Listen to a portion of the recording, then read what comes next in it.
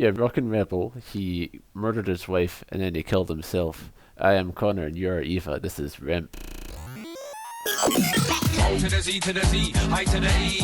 Aussie B, step on the mic to get the lively. With the vibe, with the mic, the MC. Here's what I know about the actual career of Rockin' Rebel. He was in extremely embryonic ECW before it even became Eastern Championship Wrestling. You know, when it was called Tri-State Wrestling Alliance. I didn't even realise that was a connected promotion. We should note that it's probably called that because he is constantly wearing a Confederate flag bandana. Yeah. A cool guy all around, this dude. Cool guy.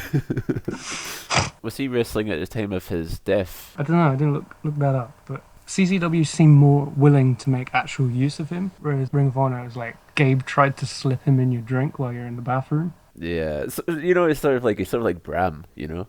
Yeah. Bram's never announced anywhere. He just shows up. It's very strange because the promotions, they'll seem as if they don't want to do it either, but they're beholden to Bram. And it seems to be similarly... Now Bram is a stranger case because at least Rockin' Rebel can shut you down. But what's Bram gonna do? Well, he's just such a nice guy. If you've met him, extremely nice. Well, I guess if Flash you need Morgan Webster you need an purchased for him, then he's extremely a good nice guy. domestic abuser on your show. You remember when Flash Morgan Webster had Bram on his podcast, and I think it was at Bram, he was talking about his domestic abuse case, where he was saying that it wasn't actually abuse to the extent that it was charged, because if it was, then his wife would be dead. Yeah, I'm not particularly proud to admit that I listened to an episode of the Flash Morgan Webster podcast, but we all do shameful things for journalism. Do you reckon Morgan Webster would try and rehab Rockin' Rebel? Because I'm thinking Morgan Webster's a mod and they don't like rockers. It's hard to say, but I think that Flash Morgan Webster, as evidenced by his previous dealings, is quite open to change, you know? Quite open to seeing the better in people, including Rockin' Rebel, you know? They'd argue about who's better, AC/DC or The Who, but... Flash Morgan Webster, would he be interested in getting a spirit medium so that he could summon the spirit of Rockin' Rebel and ask him if, he still loves his wife? Yeah. And then oh mate, you haven't even listened to the jam, what? My soul burns eternally in hell for what I've done. I can never forgive myself. Oi mate, you listen to the fucking what album? I'm from a town called Malice, that's what it says in my Facebook profile. You sure it's not a Bieber profile still? Oh, Bieber sometimes. I was used to take the top 8 really seriously. Like if you put someone in their in your top 8 and they didn't put you in theirs. Oh yeah, friendship over, yeah. I miss those times. I miss DeviantArt as well, you know. Were you on DeviantArt? No, because I'm not a deviant. Wow, okay. But I remember really liking DeviantArt as a social media. Just the whole thing where you could... It was one of those things where if you had a blog update, then it had a whole section of stuff where it's not just that you write out how your day was, it's that you say, feels like happy, eating cake, watching anime, and all that sort of stuff. And it was a simple time, you know?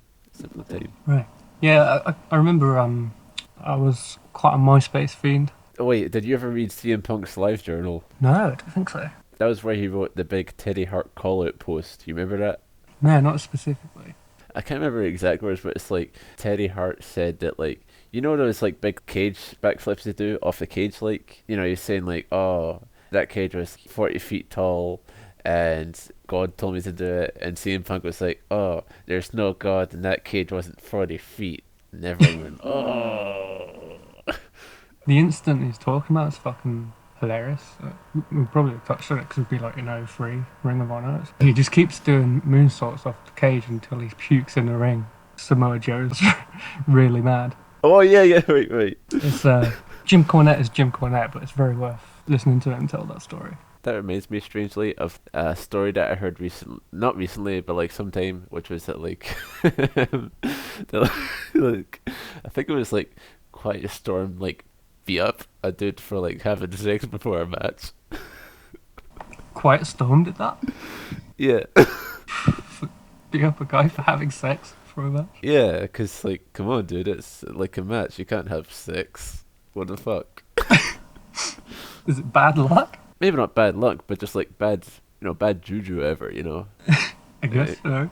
I suppose if you're about to have a wrestling match, you'd probably be like at the venue. Well, I don't know. You can make an argument for and against. I don't know. I suppose if Quiet Storm thinks that you ought not to have sex for a match, you can probably, hesitate. Do you think Quiet Storm still holds these values today? He's changed a lot. I don't think he'd get to where he is today without sticking to those values. You know what I'm saying? Sure. So, begin on what Rockin' Rebel's actually doing out here. He's in a sort of realistic role. He's like an athletic commission role. Yeah. Yes. He's wearing like a crop top. Yes. One side of the shirt says "F you too." It's a really good shirt. I think it's quite of the time. Yeah. I wouldn't buy it now, but You know who should buy it is Rush. yeah. I think it'd get over, as we say in the wrestling business. Roosh, of course, loves to use Benoit's old theme by, what was that band called? Our Lady Peace, it was whatever it was. Yeah, I think that if anyone can like convince Ring of Honor to use the t-shirt of a guy who killed himself and his wife, I think it's Rush. I think he can do it. Yeah, he seems to hold a lot of power. Think about it. If you were ROH and you were like, Rush, we can't do this. We can't let you wear the shirt of a guy who killed himself and his wife. And he'd be like, oh, okay. I guess I'll just take that MLW contract and go commentate on soccer forever. And he'd be like, oh, okay, we'll let you have the fucking guy who killed himself in his wife's shirt. He's got him wrapped around his finger. Absolutely. Now, Rebel is out with Justice Payne, the current holder of the CZW Heavyweight Championship. Now, this is the first example of the huge changes in CZW from when we last were here in 2001. Because Justice Payne, well, first of all, he's champion, right? He's top guy. But also, his allegiance is a lot more vague than last time, isn't it? Yeah, there's a lot of vague allegiances in the show. Yeah, because like here, he is the big heel. Like he comes out and he's palling about with Rockin' Rebel, and he's like, "Oh, I might take the night off. I don't really want to wrestle." And then Nick Gage comes out and tries to challenge him, but he's like, "No, I'm not gonna wrestle you. I'm gonna maybe beat you up behind your back, haha." But then, what happens is the Messiah comes out. Messiah. Right? The Messiah from XPW, That Porno Company up in California. Yeah, That Porno Company. We'll get into how much they fucking bury that company there. Connor, do you think that you would one day be ready to tackle That Porno Company? You know something? I didn't think I would be. I really didn't. I always thought that the one XPW thing that only two XPW things I would ever see is that time New Jack pushed someone off a really huge scaffold, and also the Onita promo where it goes, "Sabu, you steal," and all that. There's also the Hooven 2 promo. Oh, that's right. FIFA. But yeah, I've got the show with New Jack pushing the guy off the scaffold. Got that entire show on my hard drive. So. Oh my god, consider that. But anyway, yeah, it's just strange to see. But I suppose that if you go on this journey of 2000s indie wrestling, then you can't really, complete it without at least touching on XPW in this way. What a company, yeah. Yeah, but I did have an idea for doing a compilation of various indies that we won't cover in depth. Maybe we can force XPW into that. So I wouldn't mind watching a full show just to say that I've done it. Yeah, I suppose so. It'd be fun. I think maybe. But yeah, so Messiah shows up and they're doing the whole thing of, oh, he never lost his XPW title, so he's still the XPW champion ever. And then he attacks Justice Payne from behind, right? And here's where it gets confusing, because Justice Payne, he responds to this really angrily. Like, he starts fighting back, Messiah goes up to the back, and Justice Payne sort of follows him. He's like throwing his belt away, just like totally focused on Messiah. like a babyface would be, a fighting champion babyface who's defending his company. So even just in the intro, the heel face divide, which I can only assume is the way that CZW operates, is fully just fucked up. Yeah, very strange. So, Size made the jump. I was looking closely at his hands. Months right. after this, Messiah gets attacked in his home by two guys and had his fucking thumb cut off. That's right. It was indicated if he didn't fight the guys off, they were going to cut his dick off next. Really? Yeah, that's what I heard. It's apparently got a lot of national media coverage. That attack happened on the 1st of August of 2002. On the 31st of August 2002, he worked the first ever CZW Tournament of Death. Yes, he made a surprise appearance against Sick Nick Mondo. I actually saw some of that match recently, and the cool thing about it is that Eric Gargiulo explains the fun thing by saying this was not part of a wrestling angle. Messiah got beat up for real.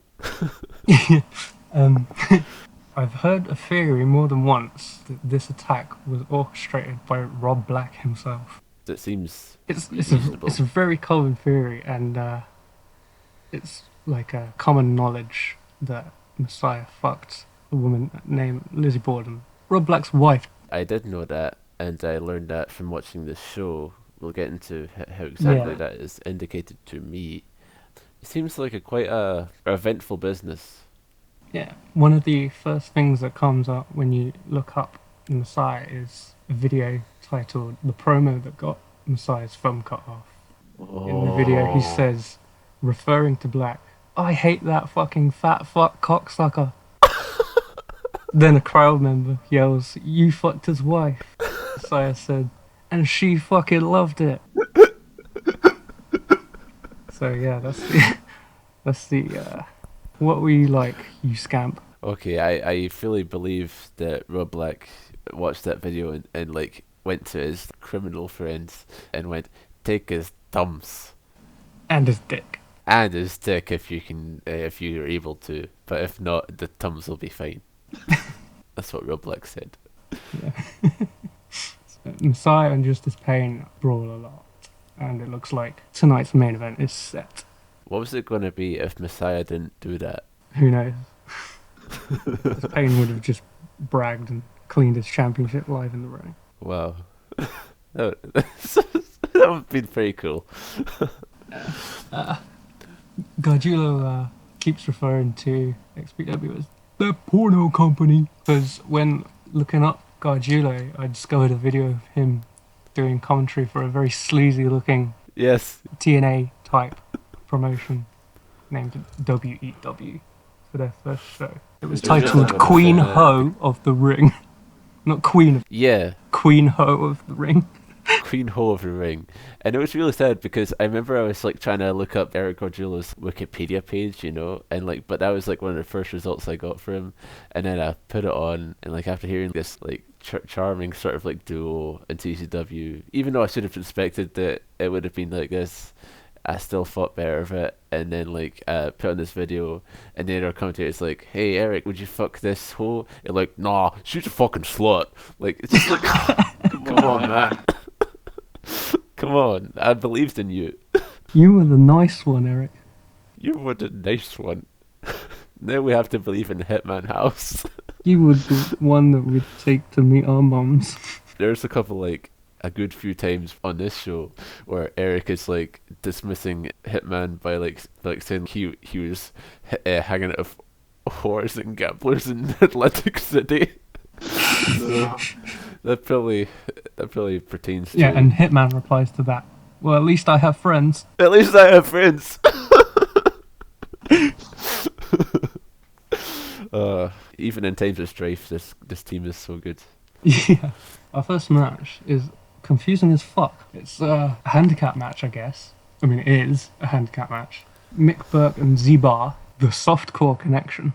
Yes, now there's meant to be a third part of the softcore connection, isn't there? I guess so. I mean, it was just the two of them that came out, and then commentary is speculating which two of the other team are gonna wrestle, but then all three of them just wrestle. The other team is Brian XL, Chris Devine, and Quiet Storm. Quiet Storm looks extremely different quite a shrimpy guy in this. I think he gets it a lot, but it was nice of like, cause like you posted it on the Twitter account that Quiet Storm obviously looks a lot different now because it's a lot bulkier. Even though he's still a junior, he's just like fucking huge. And like you posted it before and after, and he went, "Yeah, baby, that's me." Yeah. It was pretty cool. It was nice of him, and it's weird. It's weird to see here because I don't know. He definitely like wrestles differently now. Because the main thing I got from Quiet Storm here is that he really likes Japan. Now that he is in Japan full time, he's like a bit more like self-realized. I mean, because like here in this match, there's a thing where like, you know, he like gets a dragon suplex and it goes, "Oh," he just like no-sells it as if it's like the destiny of his life was to no-sell that dragon suplex. It's just like, oh, I wonder what matches he usually watches. But now he's more like Quiet Storm rather than just like indie wrestler who has went on the ditch.com before, you know. Yeah, during this time he was having a lot of spot fest matches with guys like the SAT, Brian XL, Amazing Red, very much in that call. I used to think that he invented the Canadian Destroyer in 2002 Ring of Honor until I saw a clip of Amazing Red doing that in his house in like 97. Oh, hell yeah. So Amazing Reds, I mean, mixed feelings on the Canadian Destroyer. It's overused, but it's one of those illogical moves which I don't mind. Did you see the tweet from recent Best of the Super Juniors entrant Doki, where he in English just posted out, "Please bro, no more Canadian Destroyer, Reverse Hurricane. Please bro, please." Is Doki show dating? That was a common thing, yeah. He's wearing a mask, a half mask, so that might be Yuzaki Hideki Senshu under there. Yeah. If you don't know what we're talking about, don't worry about it. Don't worry about it. It's not worth it. Yeah. He recently came back today, you know. Pardon? Shodate came back today. He said that he's black. He said that he's been at the beach a lot and that he's tanned like late 90s Kawada. So yeah, Shodate update there. Look, Nick Burke, he's a different guy now from 2001, isn't he? Yeah, I suppose so. He's playing up the heel shit. Yeah, in 2001, he, as we mentioned, he had the shifty dog look to him. He seemed quite uncertain of himself, but now he's like having it up, proper like sleazy heel. Is trying to like, you know, get the fans to boo him and whatnot. Meanwhile, Z-Barr, he's different too, because it's funny because in this match they bring up the circumstances Z-Barr was in last year in the Best of the Best, where he was Trent Acid's second and he was part of the big deals. Like Eric goes, "Remember when Z-Barr was part of the big deals?" And Hitman just goes, "That was a long time ago, Eric." And like, was it? Certainly feels like it. Yeah, Brian XL. He's another guy who pops up in 2002 Ring of Honor. I remember him mostly for having like really cool looking high spots and like the worst promos ever. Oh, what was it promos like? Well, he only did backstage ones, I think, but he was just clearly not a talker. I see. Well, that makes sense. It was good to hear, so sort of like, I don't know if he like jumped off the page, but his execution was quite smooth, I thought. Generally, this match is quite good, because that's the thing, is like, it sounds, obviously it'll sound like an insult to say, like, you know, these guys are, you know, indie wrestlers who've watched a lot of tapes and they're just doing what they saw on the tapes, but man, at a certain point, that's probably most artists ever. So yeah, it doesn't mean that they're not gonna produce good stuff, because there's a lot of just like nice moves, nice sequences. Like Quiet Storm, like at one point just slaps the shit of Nick Burke, and it's really cool. Z-Barr in this match, he's the guy who gets beaten up a lot and sort of regarded as this. Last like, time we saw contemptible. Z-Barr, he was getting dragged through gravel by Johnny Cashmere. Metaphorically, he's still getting dragged through gravel, and he's getting dragged through gravel by the fans too. You know why that is? It's because Z-Barr, as he proudly displays his plaque, was voted as CZW's most hated wrestler of the year. And the thing about that is there's a commentary exchange which happens about it, which at first is funny, but it sounds confusing, because Eric notes that Z-Barr is #1 most hated wrestler in CZW. And he goes, "You know who's #2? You, Hitman. You couldn't even beat Z-Barr." And that's fine enough, but Hitman House is not a wrestler. He would not be up for that category. Yeah. You're just being mean, Eric. Yeah, come on, Eric. You're the nice one. You're meant to be the nice one. I really don't want to cancel you, Eric. Yeah, he is actually quite mean in this match as well, because he makes what I consider a very timely reference, which really made me smile, which is that, okay, Z-Barr is this pathetic guy who can't win at wrestling, right? So he gets beat up a lot, and then at a certain point, Eric just says, "I've seen more offense from The Rock than Z-Barr in this match," because 2002, The Rock was getting stale. Oh. Topical. Z-Barr, at one point on the mic, he goes, "Shut up!" Yeah, he does actually, doesn't he? Yeah. This is like a running theme, because I think Trent Acid said that last time. Hitman House repeated it. Yeah. Yeah. They keep pronouncing it like that, and it's great. I didn't have any problem with the action in this match. I enjoy most of the people on the face team. It's just a very strange dynamic, because it's a 3-on-2 with the heels at the disadvantage. Yeah. There's a couple interesting things with Nick Burke as far as moves go in this match, because there's a point where Quiet Storm, being as life as he is in this era, he goes up for a wheelbarrow bulldog, sort of like Rey Mysterio does. Nick Burke catches him for this, but then he just ends up like fucking dropping him on his face.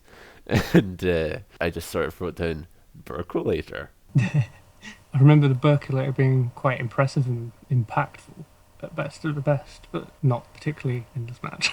And then there's if you're not impressed by that, well, there's a second move that Nick Burke learned in the time he's been away. It's a spinning net breaker. Do you remember what the name is? It's the Burkaset. Burkaset. I'm not sure what he's going for with that. It sounds like Burke, and that's his name. Yeah, but what's the O-set? No, it's like Percocets, like the drug. Oh, okay. I don't know that drug. You never heard that Future song? Percocet, Molly Percocet? Probably. I've heard most Future songs, but I don't know. No experience with Percocet. Is it? Oh, I guess it's just I guess it's in the name Perk. Yeah, it's one of them illegal drugs which I take all the time. No, you don't. We've established this. We've established that CM Punk brainwashed you in 2010. I can't tell a lie. I'm sorry, Punk. You'll never even touch a lemonade shandy because of CM Punk's influence. You shaved my head and all that. Yeah. So after the Burka set, we get I was going to say a run-in, but it's more like a walk-in. Yeah, it really isn't it? And I don't know who the fuck this guy is. Hitman House, I think he said that's Ty Street, but I couldn't confirm that. I couldn't find any confirmation of a wrestler named Ty Street. Well, is it like they go like, oh, Nick Burke thinks that's Ty Street, but it's not Ty Street. Yeah, Gargiulis says verbatim, he says, that's not Ty Street. It's the guy who nobody knows who his name is. And whoever this guy is, he doesn't look very good. Got like a really expressionless face, receding bleached blonde hair, kind of like Bob Holly, and like a really bad bleached blonde goatee to match. Kind of saunters out there with like zero purpose. No real purpose. The man with no name. He comes out there and like, okay, look, Nick Burke has got this match won, right? But he's got his opponent there. He's hit the Percocet. It's over. But then the man with no name comes in, this anonymous fella, and then like Nick Burke looks to him and he goes, "Oh yeah, we good." And then like man with no name goes, "Yeah, let's do it." And then like they set up for a double team move, and then he just beats up Nick Burke, and then Nick Burke loses immediately. Yeah, swerve. Storm hits the Storm Cradle Driver, which did look gruesome. Yeah, it does look really good, but I don't know if Quiet Storm, maybe like, because we're friends now. We'll have to ask him, like, did he really take pride in this victory, knowing that it came half because of this mystery man? I should have asked him about that, but it's like, by the way, are you really proud of that? Doesn't that keep you up at night? Weird match. Some nice high spots and moments. Like there's a cool bit where like Quiet Storm like no sells suplexes and stuff, but for that kind of thing, I wish he was like Beefcake Quiet Storm. Yeah, me too. He's definitely improved over the years, but a completely different wrestler. I've got a note here that Hitman House said, I learned a lot travelling with Harley Race and Dick Murdoch back in '69. I doubt the authenticity of that. Somehow. I do remember now that there was a part here where Eric said that like Z-Barr shouldn't try to out-wrestle Divine Storm because they're good at wrestling, and Hitman says, "Oh, you think so?" And Eric says, "I think so." What do you think of Brian XL from this little snippet of him? He's pretty okay, yeah. As in, like he does the standing moonsault, and it looks wow. He does a moonsault while standing on, but and it's pretty cool. Divine hit a leg drop at the same time, and Quiet Storm's just kind of nearby. It's like you could have hit an elbow or something. Man. It would have looked sick if everyone was doing something, but no. He didn't realise that they were doing this formation. He's like, "Good, tell me with our double team." Instead, he just has to kind of stand there, like showing his support. Like, oh, well done, guys. I'll tell you about an arc that we see the climax of, character arc that is Chris Cash and his high school friend GQ. Yeah. Now, I can't really give that much background on either of these guys. They're just guys that I know, CZW names, and not really made any notable appearances anywhere else. Chris Cash is another one no longer with us. He passed in a motorbike accident in '05. Oh, I see. What about GQ then? GQ's still alive. My first impression is that he's a very strange looking wrestler. Zack Sabre Jr. at a wedding party. Yeah. He's got like a black dress shirt, half unbuttoned. It doesn't look very good, no. Zandig, he doesn't teach these guys to fucking eat. Chris Cash comes out, he's looking jacked up and is ready. He's getting in all of the fans' faces and knocks one guy's cap off. And like the babyface Nick Gage thing where you come out hyped up and you like shake a fan and go, fucking yeah, we're so... Yeah, but... Which is cool, but he wasn't really doing that. Commentary gets fucking apoplectic at this point. Did you make note of that? No, I don't think I did. Well, it's like, I don't know why, but I just get like really fucking like screamy about this because like they go like, oh, Chris Cash and GQ, they graduated together, and they teamed together, but now like he's had it, Gargiulo. He's stealing his girlfriend, and look, you might be out of a job because he does his own play-by-play. It's just like, why the fuck are you so mad? I mean, it's serious business, you know. Chris Cash as GQ, I mean, it really ramps up the temperature. Did you rate it with dollar signs each time, Chris Cash? No, I didn't. I was extremely lazy. I did once, and then I had to just start rating it as CC because I couldn't be bothered to do it. Apparently, Cash has promised to break GQ's neck because he's sick of having his girlfriend stolen by him. Girlfriend, plural. This guy's just constantly... Every time he meets a new girl that he likes, like, GQ's just fucking there. Takes him every time.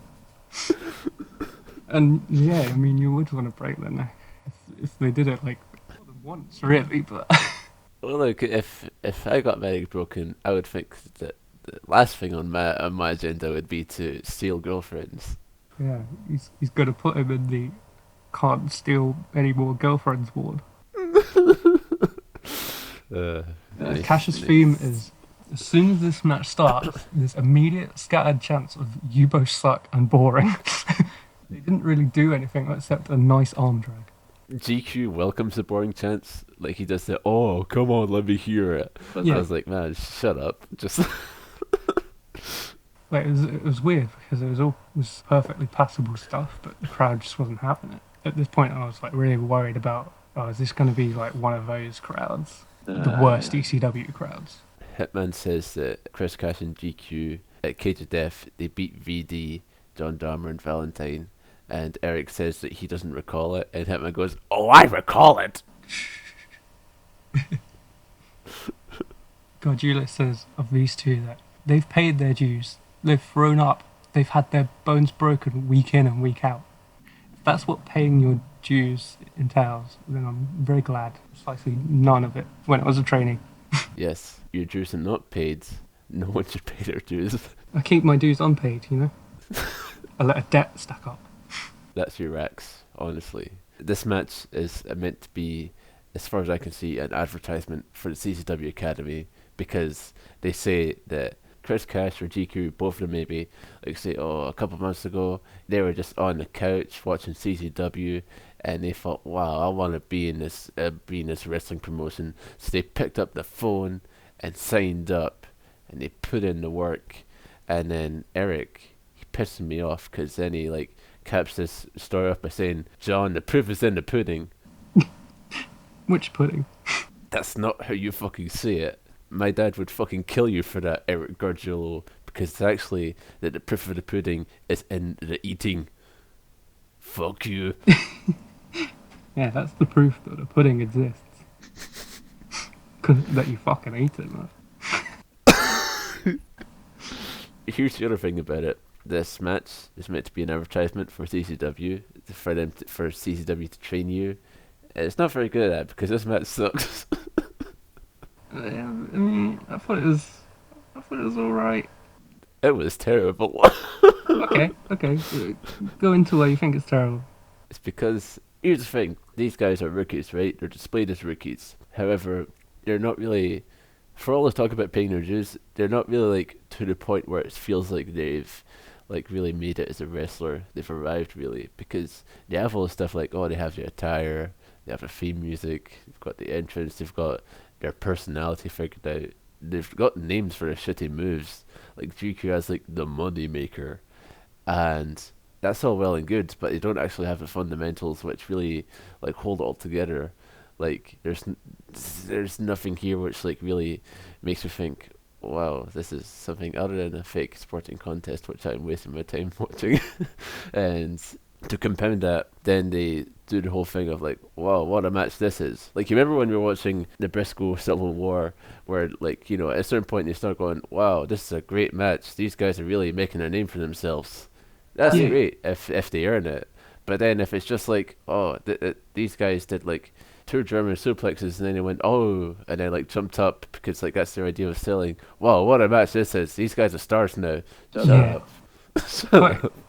I get your point. It's quite inorganic, and certainly hints of trying to run before they can properly walk. Yeah, totally. That's a good way of saying it, yeah. I didn't have quite the response that you did. I called it acceptable finishes. They lie a guardrail across chairs and stack loads of chairs on that, and it's big. Well, what happens is that, like, okay, I'll explain it first. So he sets up this like amazing contraption. It's guardrail on steel chairs. Who would have ever thought of it except for this guy, Chris Cash? And like he's fucking hyped about it. He's gonna put GQ, his friend, through this guardrail, and it might break his neck, or whatever, right? And so then he like gets inside the ring, and then he tries to throw him out, but it fails. And so like they run the ropes a bit more, and Chris Cash says, "I'm gonna jump over the ropes onto side apron where the contraption I just set up is. How about I go for a springboard maneuver now? Oh no, I've been pushed out onto the guardrail." And then if he falls into it, perhaps breaks his own neck. It's a bit daft, but I like the bump. It's a nice bump, yeah. And then I do appreciate that like he just gets counted out after that. Yeah, it didn't need to go on any more than that.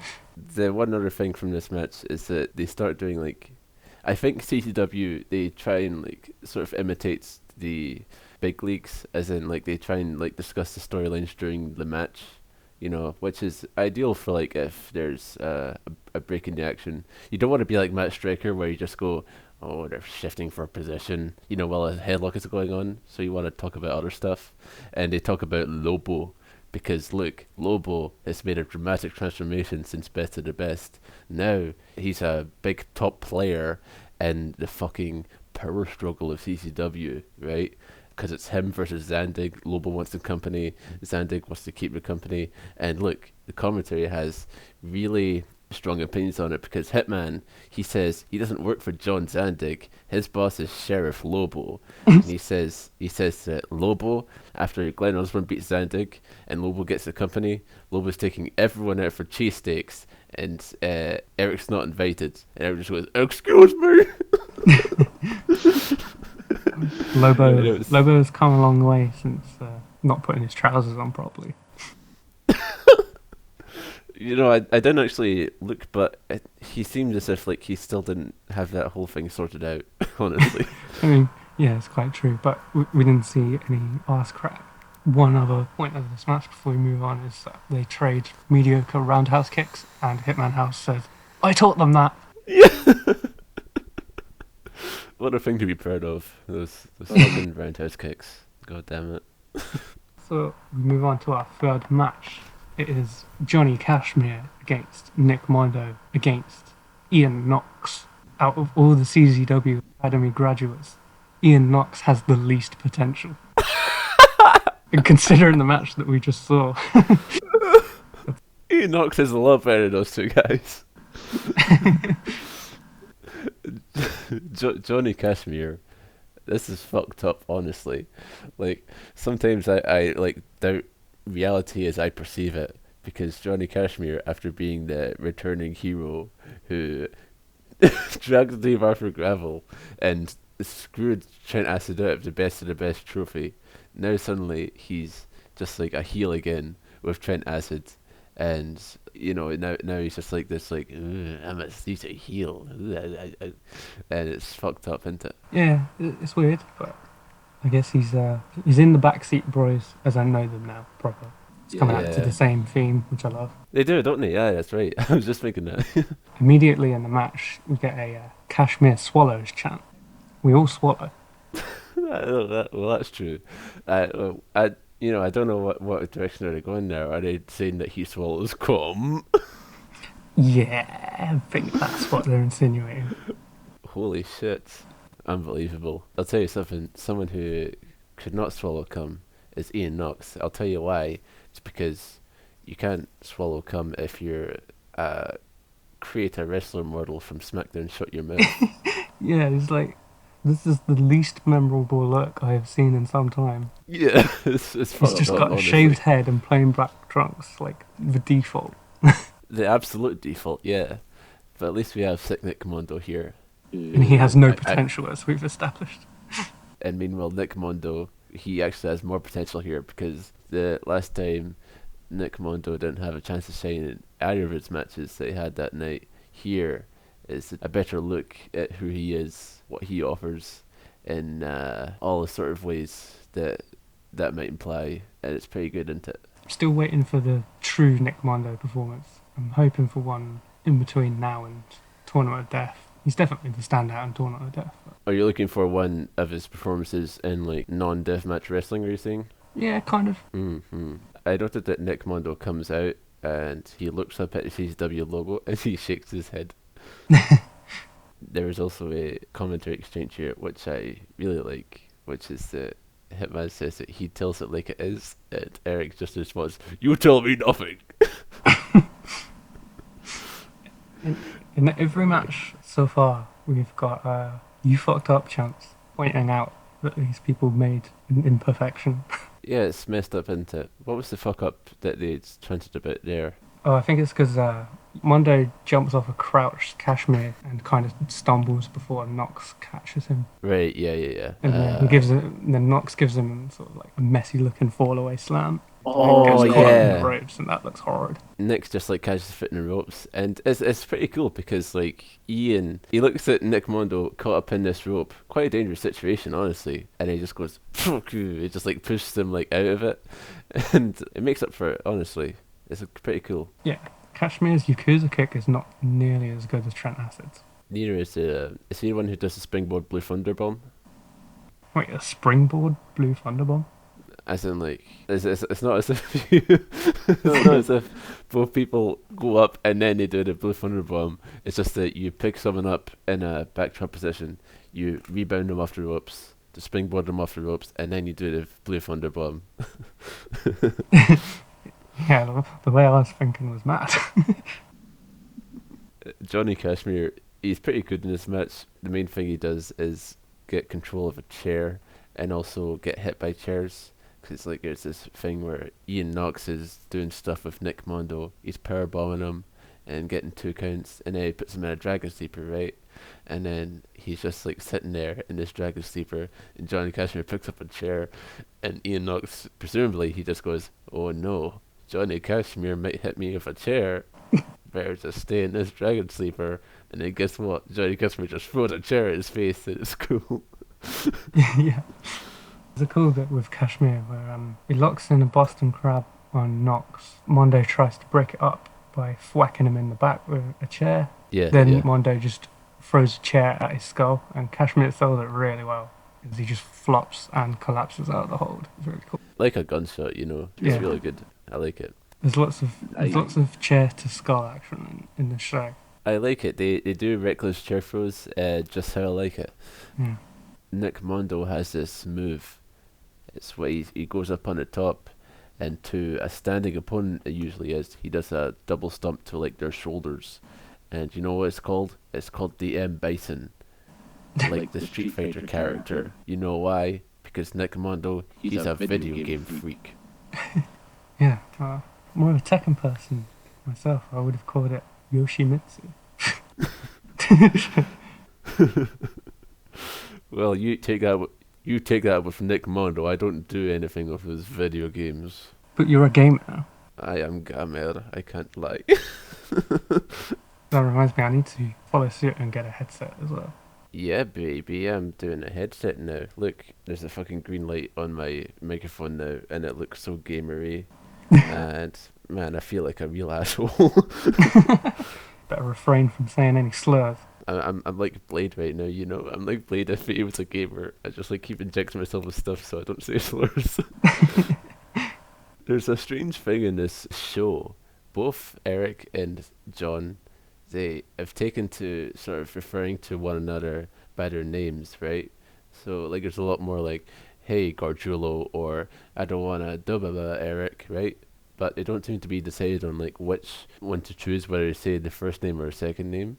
So what that leads to is like sometimes Sean House will just say, "Eric, I don't want to see that match, Gargiulo." That's really weird. It's like that middle part is his nickname. Yeah. Eric, I don't want to see that match, Gargiulo. What would you put as Eric Gargiulo's nickname? The disappointment. Damn. That's more biting than any reference to his horrid statements could ever be. There's a kind of convoluted spot coming up about that. Such a beautiful spot.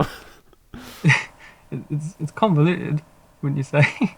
Mondo climbs onto Knox's shoulders and Kashmir spears Mondo from the top rope. Why is he climbing onto his shoulders? Yeah, right. It's because we are. It's not as bad as like the holding the chairs up to your face, and it gets a nice reaction. Whereas the one on the last show, it kind of got like initial like, ooh, double drop kick with chairs before everyone was like, hang on a second. Yeah, people caught onto it. Meanwhile, this year it's just sort of like, you know. Yeah, they're like this. It's fine. Who cares why Ian Knox was standing himself up on? But anyway, I actually thought that you're about to talk about the finish there when you said convoluted spots. Oh yeah. It's kind of another one coming up. I didn't know how to explain like how they even set this up. Okay, right. The guardrail comes into use again. Nick Mondo sets it up, and then he sets the table up. Nick Mondo is a very artistic person, as you'll know, so he knows what he's doing here. Nick Mondo, he takes Ian Knox, right, and he puts Ian Knox over the guardrail. This means that Ian Knox, the guardrail is jutting into his waist, he's bent over, his head is touching the table, right? It's touching the table while he is like pretending to be unconscious. If he was conscious and lifted it up, he would not be touching the table whatsoever. So with this in mind, Nick Mondo, he goes up to the top rope, right? And then he decides, he don't go up to the top rope, he does a springboard, right? So he says, I'm going to do an Arabian leg drop. What's going to happen is that Ian Knox, he'll be on the guardrail, and it'll be like when RVD does the thing on the guardrail where like the guy, when he gets hit, he slides off of the guardrail. Yeah. And since there's a table right there, he's gonna go through the table with me, right? And here's the thing. Physics are not in Nick Mondo's favour. Because, well, look, one thing is that Ian Knox would not been able to slide off the guardrail because he was too high up in the guardrail to really get slid off it. And number two, Nick Mondo misses by a mile, so he just puts his ass through a table. Yeah. And then he rolls Ian Knox in and gets him pins him. Yeah. It didn't quite work. He might have caught Knox a little bit, but he certainly didn't even go close to going through that table. I thought it was awesome. Yeah. Yeah, and then afterwards, John House, who's very impressed by what he just saw, he says, "Ian Knox, welcome to CZW, Ian Knox." Well, you know what? That's how you get welcome to CZW. you fuck up a move. Yeah, but that's what the academy graduates have to do. Big ambitious spots that don't quite go off. That's the CZW way. I guess we can move on to Adam Flash and Danny Rose. Apparently, this team is called the Ratchies. The Ratchies, yeah.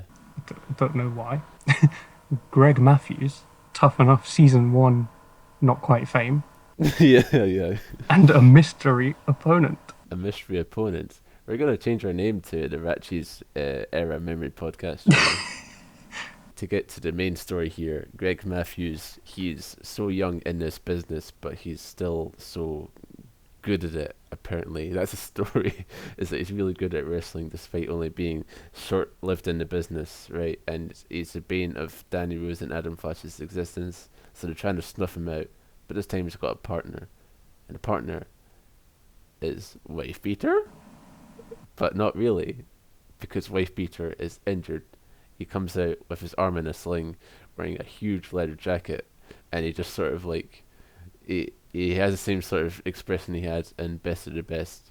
So I think that's his resting face of just looking sort of like sad.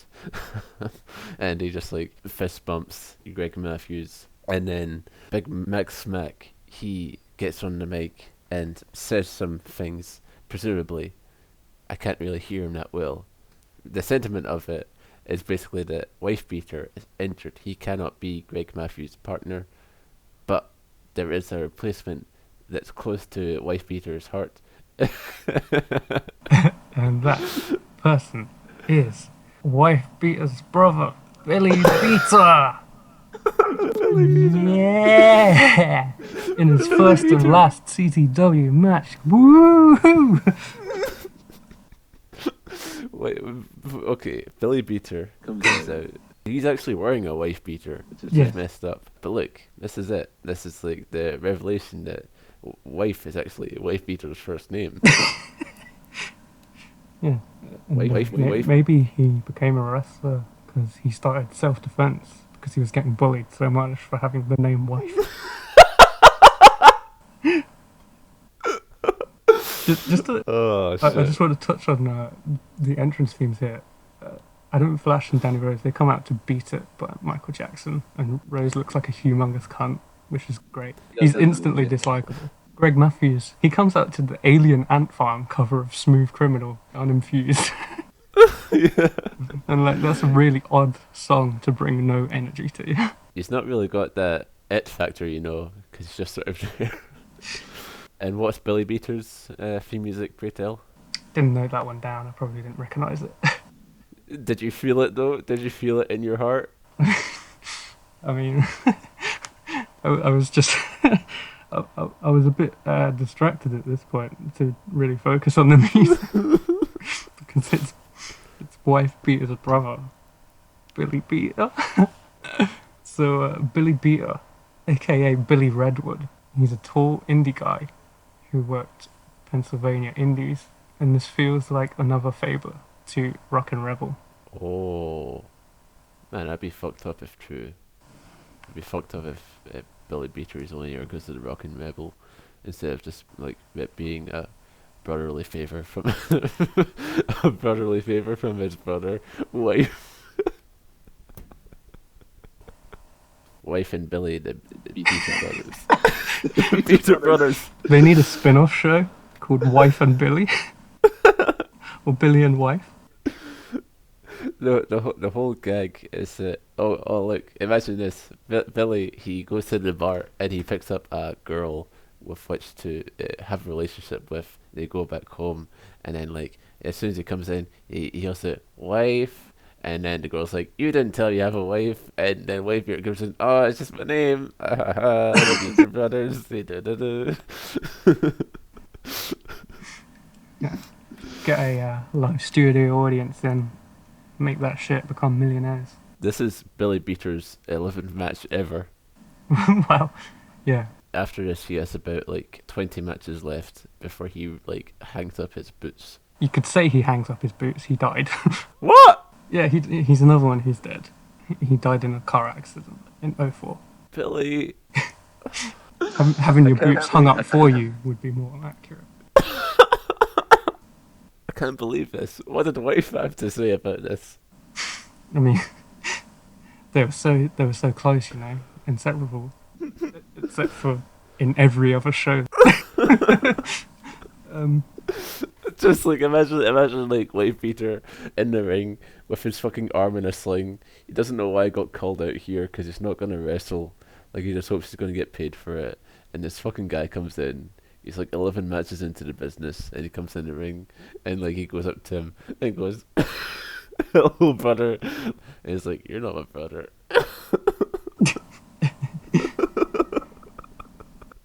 Godula says, "Billy Beater sounds like the name of your last girlfriend, Hitman." Which, I don't get it.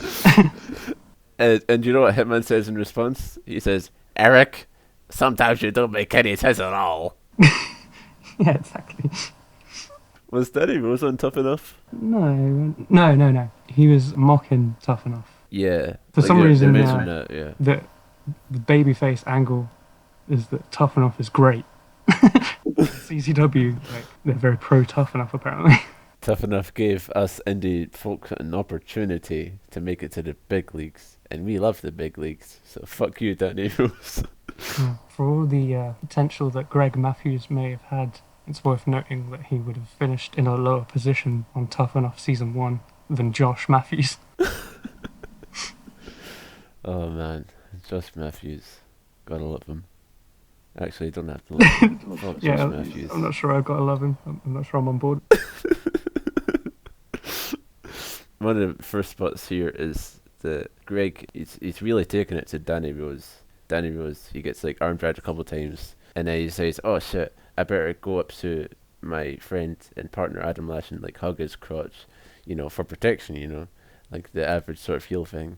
And then Greg Matthews pushes him so that his head then like propels into Adam Flash's crotch. And then after that, like I think it's like some audience member just says, "Oh, what's the matter, Adam Flash?" And then he just like turns around and flip with like a expression that seems to like indicate actual annoyance. He just goes, "My balls," and it's really good.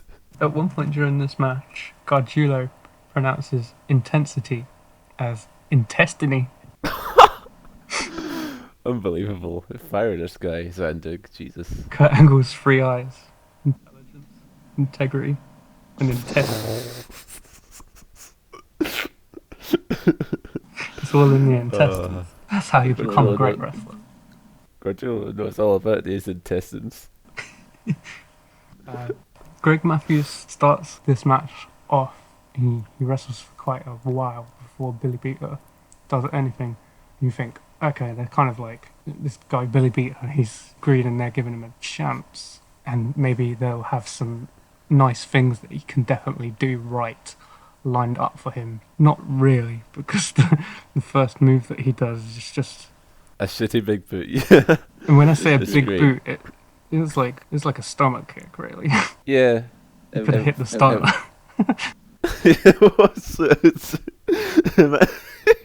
Imagine if like he just went into business for himself and he did a stunner. I mean, he's never coming back, and he's going to die soon anyway. uh, Eric says that if Billy is like is anything like his brother, wife, then CZW is in trouble.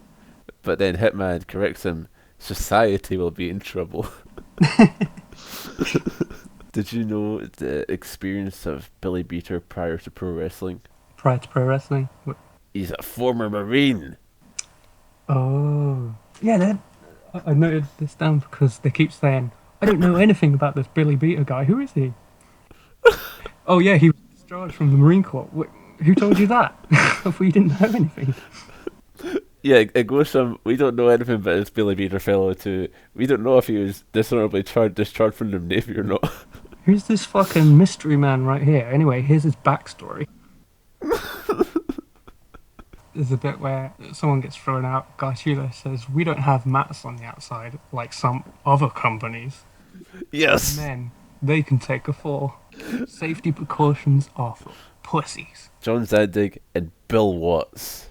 Same person. Absolutely. Who's the Eric Watts of CZW, do you think? The Eric Watts of CZW. Yes.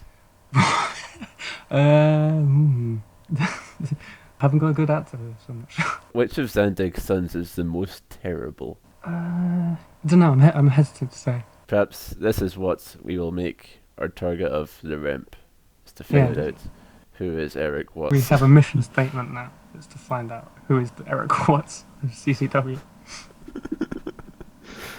No, this is a good match, I think. It's that, like, because 3/4 of the match, like, go really hard. So, like, Adam Flash and Danny Rose are really good, and Greg Matthews hangs well enough with him, and Billy Beater is really funny. So it's pretty cool, and, like, you know, Billy has a nice lariat at least. You gotta give him that. You gotta give Billy Beater that. He does, like, I wish, like, you know, it'd be cool is, like, this whole thing of, like, oh, we don't know this guy, but also here's this whole thing. Imagine if, like, Eric just went, he calls that the Beater Reader. Yeah, see, Billy Beater he's well built. He's certainly not GQ. Yeah, Tall he's and jacked. He seems like a guy who, if you know, sort of set the match up right, you could make him look like a complete beast. Totally, yeah. Because they didn't really, it just kind of exposes him as way below the other guys. I feel like it was worth taking another chance on them. Yeah. And then the whole thing is, well, Billy Beater, they don't let this stop him from getting involved in the finish, which is that Lobo comes out and he fucking hits Billy Beater for chair, right? And then they do this weird thing where, like, him and Glenn Osborne, who's this big painted up guy, like, they just, like, duct tape him to the ropes and then continue beating him up. And meanwhile, they're, like, putting, like, Greg Matthews through a table, and then, like, they do a pile driver to him, and for some reason it's called a tough enough driver instead of a pile driver, and it's all really fucked up. The tough enough driver. I don't get it either. It's because he's tough enough. Yeah, Lobo comes out, he starts whipping everybody, including the ref. Yeah. Flash hits a big top rope leg drop through a table onto Matthews, and it's over. Most of them have, like, the pre-match graphic. Most of these matches have, but this kind of bleeds into the next, because the attack continues until Wife Beater runs out with Zandig. Zandig Zabadee Dabadoo. Dabadee Dabadoo. Zandig is so pumped up with this weed whacker that he nearly falls on it. Oh. Which, I mean, that could have been spectacularly bad. The weird thing is that, like, they run into the ring and everyone else runs out of it, and so he said, oh, I guess we don't need a speed tracker, and I'm just going to put it on the ring mat now while it's still active, and it just sort of, like, goes on its own little journey until it just starts, like, cutting up the apron. Yeah, it does this for like 10 seconds. It's like, it's like, guys, come on. Move that thing. Our aprons are men, they can take it. Osborne starts fighting with a fan, who, pretty safe to assume is a plant, but imagine if it wasn't. I sort of thought it was real for a second because, like, Zandig, he gets on the mic, right? and he starts off very, but then like he notices that Glenn Osborne is breaking up a fan, and he just sort of like stops like So I thought it was a shoot, but I didn't really care that much because CZW fans, I sort of think the way they go, they'd probably be okay with getting beaten up at shows. Yeah, they're probably like, oh yeah, I got my fucking teeth knocked out. What a great heel.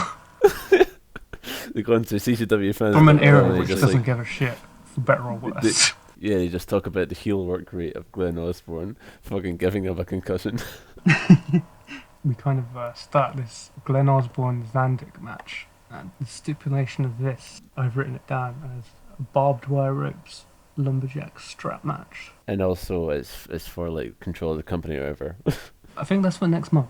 No, as in like next month. Okay, we'll get to what next month is, but the whole thing about this is like if Zandig wins this match, right?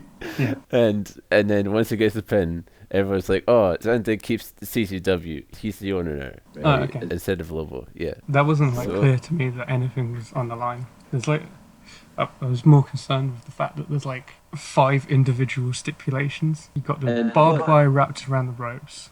You've got lumberjacks outside, and they've all got straps. And there's like a chain and another strap. There's so much going on. And the thing is, And it's a really see- relatively short match where nothing happens apart from like barbed wire keeps getting stuck in Glenn Osborne's hair and Xander keeps yanking it out. Aye. And the thing is, Will, is like, see, because of like the whole thing of it bleeding from the last match is that Zandig, he takes a mic and like says some stuff, and then like the CZW staff are there with a roll of barbed wire, and he just starts setting it up, and so that's the thing is like Glenn Osborne starts attacking him, and then Zandig sort of throws him out so that they can continue setting up the barbed wire, and they don't actually end up setting it fully up. And what little barbed wire rope there is never really gets used much. Like you just sort of like run the ropes as if there's no barbed wire there. Yeah, they might as well have not bothered with the ropes. And they're trying to apply the stuff with bare hands as well. Yeah, totally. It's a bit silly. Yeah, the barbed wire around the sort of chain that they use it comes into play. Mainly just getting stuck in Osborne's hair, which I did get a kick out of. Yeah. Osborne is just like helplessly tangled for like 3/4 of this match. He's working most of it with like his ear on his shoulder Oh because yeah. he's desperately trying not to tug on theirs. It seems really uncomfortable. There's a thing in this match where Eric is a bit despairful about the prospect of Lobo becoming CZW guy. You know, the guy who runs CZW, because like it would have not only implications for CZW but also worldwide, because obviously CZW is part of a network of wrestling promotions across the globe.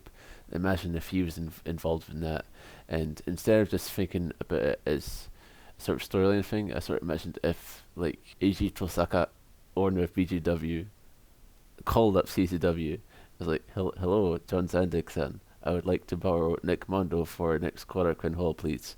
And then like Lobo came and like, hey, what's the deal? I won the ownership or whatever, and like he's like, what?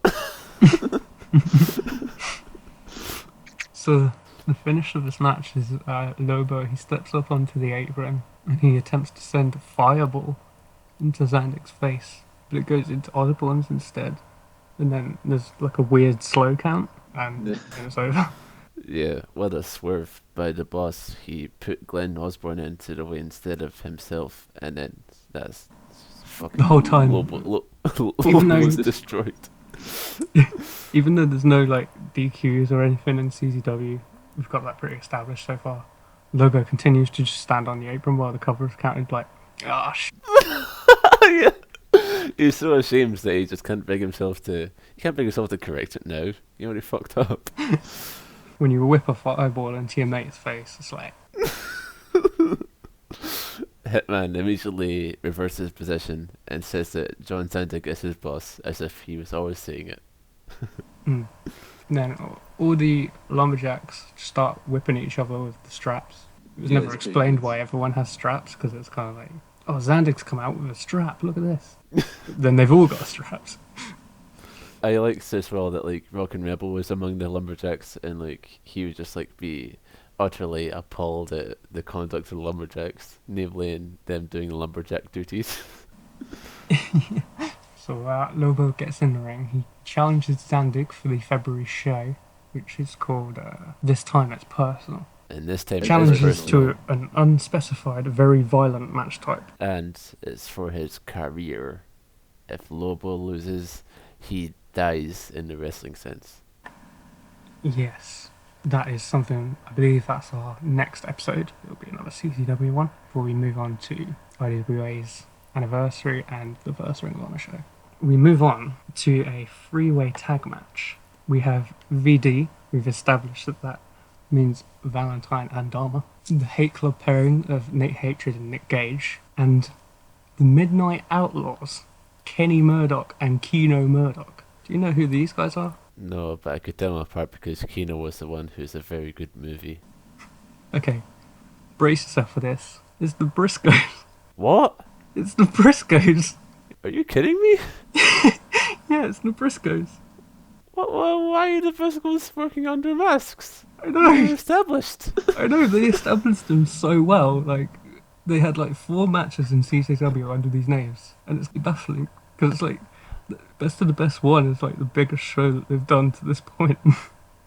And then side, let's put them in masks. Called them the Midnight Outlaws. Wow. Was that what Zandig told him? Like when he was doing that big like motivational promo, just like, hey, that was a real good match. We're gonna put you under mask now. Yeah, it's like you're doing things in the wrong order, Zandig. It's like, so it's, you know, if they're nervous or whatever, then they take them off. Man, this is crazy. Cause you know what? I thought the Midnight Outlaws sucked shit. Did you? Yeah. I hated them. Okay. So Jay is Kenny and Mark is Keno. This is fucking But crazy. I'm not gonna indulge these fucking names. They're Jay and Mark in the rest of my notes. So you must have knew that before this show, right? Well, as I watched each match, anyone I didn't have much info on, I would try and collect a bit of info on. I clicked on Kenny Murdoch first, and it was like, wait, Jay Briscoe? Oh. Clicked on Keno Murdoch. Mark Briscoe? Briscoe? That's one of the other case magic experiences, just like fucking getting a bombshell just casually. It's just like, it's fucked up. Right, so here's the thing, because I thought, you know what, I thought the Midnight Outlaws, they look like guys who have been Chikara, you know. Like, Yeah. These guys, they've been trained by Mike Quackenbush, or they're about to be trained by Mike Quackenbush, and they're so terrible, and I don't like them, and now, god damn it, they're the Briscoes. What the fuck? Yeah, I mean, the Briscoes did have that really shit match with Mondo. They're not busting out success after success here, I guess. But they've certainly got enough skillage to do some really good shit. I didn't think this match was so bad or anything. It's built around the fact that, like, okay, it's the three-way tag format wherein 2 people start in the ring and you can tag out to anyone. And the whole thing is that Hate Club doesn't want to tag in because they would like the other 2 teams to tire themselves out. And it's quite stupid because often that dynamic will happen in pro wrestling, and every single time the other 2 people just think, oh, okay, I guess we better wrestle each other to tire ourselves out, as is their plan. They don't actually just like attempt to beat up the guys who are like actively avoiding competition. I don't like it. Yeah, those kind of dynamics are strange.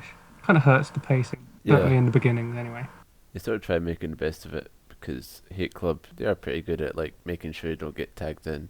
Discount Dewey Donovan is at ringside with the Hate Club as ever, and whenever like they avoid tags, like go off the apron or whatever, he just goes ah ha ha ha ha ha ha, like just laughing at fools, thinking, oh, you thought we were going to tag in? No, we like that's what the real definition of Jew is, you fools, not tagging in, and we're doing it, dude. There's a chant I've never heard before, right? There's a tag team shoulder breaker from VD on Jay Briscoe, and you hear about 3 people chant, that was gross. Whoa. I'm trying to be innovative now, huh? That was gross. As CZW fans, of course, are going to try and be innovative. I wrote that if I hadn't checked who the Midnight Outlaws were pre-match, I would have probably figured it out because Jay hits a burning hammer on Valentine and again calls it the cutthroat suplex. Burning hammer, guys, come on. Yeah, it's really good. He just like pulls it out randomly. I don't know, man. I'm mad at myself now that I couldn't possibly have figured that out. I'm glad that you didn't, because the reveal was an important moment. Because it was an important moment to me as well. So I'm glad that we've got that your reaction to it captured. What do you think of the VD palm strike? That's really good. Yeah, Dharma's on all fours, isn't he? And Mark's about to hit a leg drop or something. Yes. Right? Valentine launches himself off Dharma's back and catches him with what I wrote is a Superman palm strike. Well, not really, but you know, it's it is a strike, you know. So Yeah, I mean, it was less about the actual technique of the strike and more just that they caught him in midair. yeah, come in midair, and it was really cool. There's points where he'll be in striking contests, right, and someone's like elbowing him, and he doesn't do the palm strike. So I wish he would, but anyway, Hate Club tag in, and Nick Gage goes wild. He's like beating up everyone, and Nate Hatred is too. There's a weird thing because like they're doing a lot of near falls now, where like the ref, I can't remember his name, but he's not the ref in the black shirt who looks like a boxing referee. He's the ref in the black and yellow. What he does is whenever he goes down to the mat, that in itself is a slap that he does with his hands. So whenever it's a near fall, it looks as if he's done a 3 count. So like he like go down and slap him mat. You think, okay, that's 1. It goes 1, 2, and you think, oh, was that the finish? But then he, you know, like it's a bit confusing, you know. Yeah, I don't like it. That's the thing that a lot of referees fall into, making too much of a noise with the coming down. Yeah, like they don't know how to fucking descend from standing up.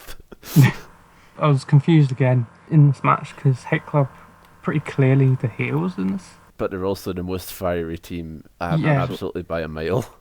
And also Gage like attacked Justice Payne at the start of the show, who was being healed. So it was like there's no real clear Yeah, that's the allegiance thing. Is like with these guys. yeah, because like in the opening promo when Nick Gage comes out, company's like, wow, Nick Gage, the first ever CZW champion, he sure wants another shot again. Like they're hyping up as if like this guy's a hero who's coming in, who you know is taking a claim for what ought to be his. And then like just as soon as this match starts, they're like, Nick Gage, he's an instigator, he's a jerk. It's like, Yeah, I don't get it.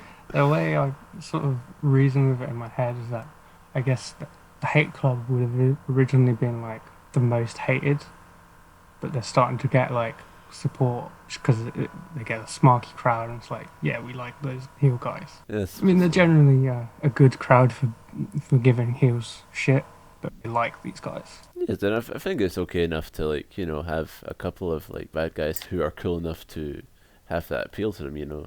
I mean, that's fine enough. Yeah, it's all right if you're watching month to month, but because we kind of just dipped into this show and we will be watching month to month eventually, but it was confusing for this. There's a really good shot. Valentine and Hatred are brawling on the outside, and then in the background you just see Gage flying across the timekeeper's table.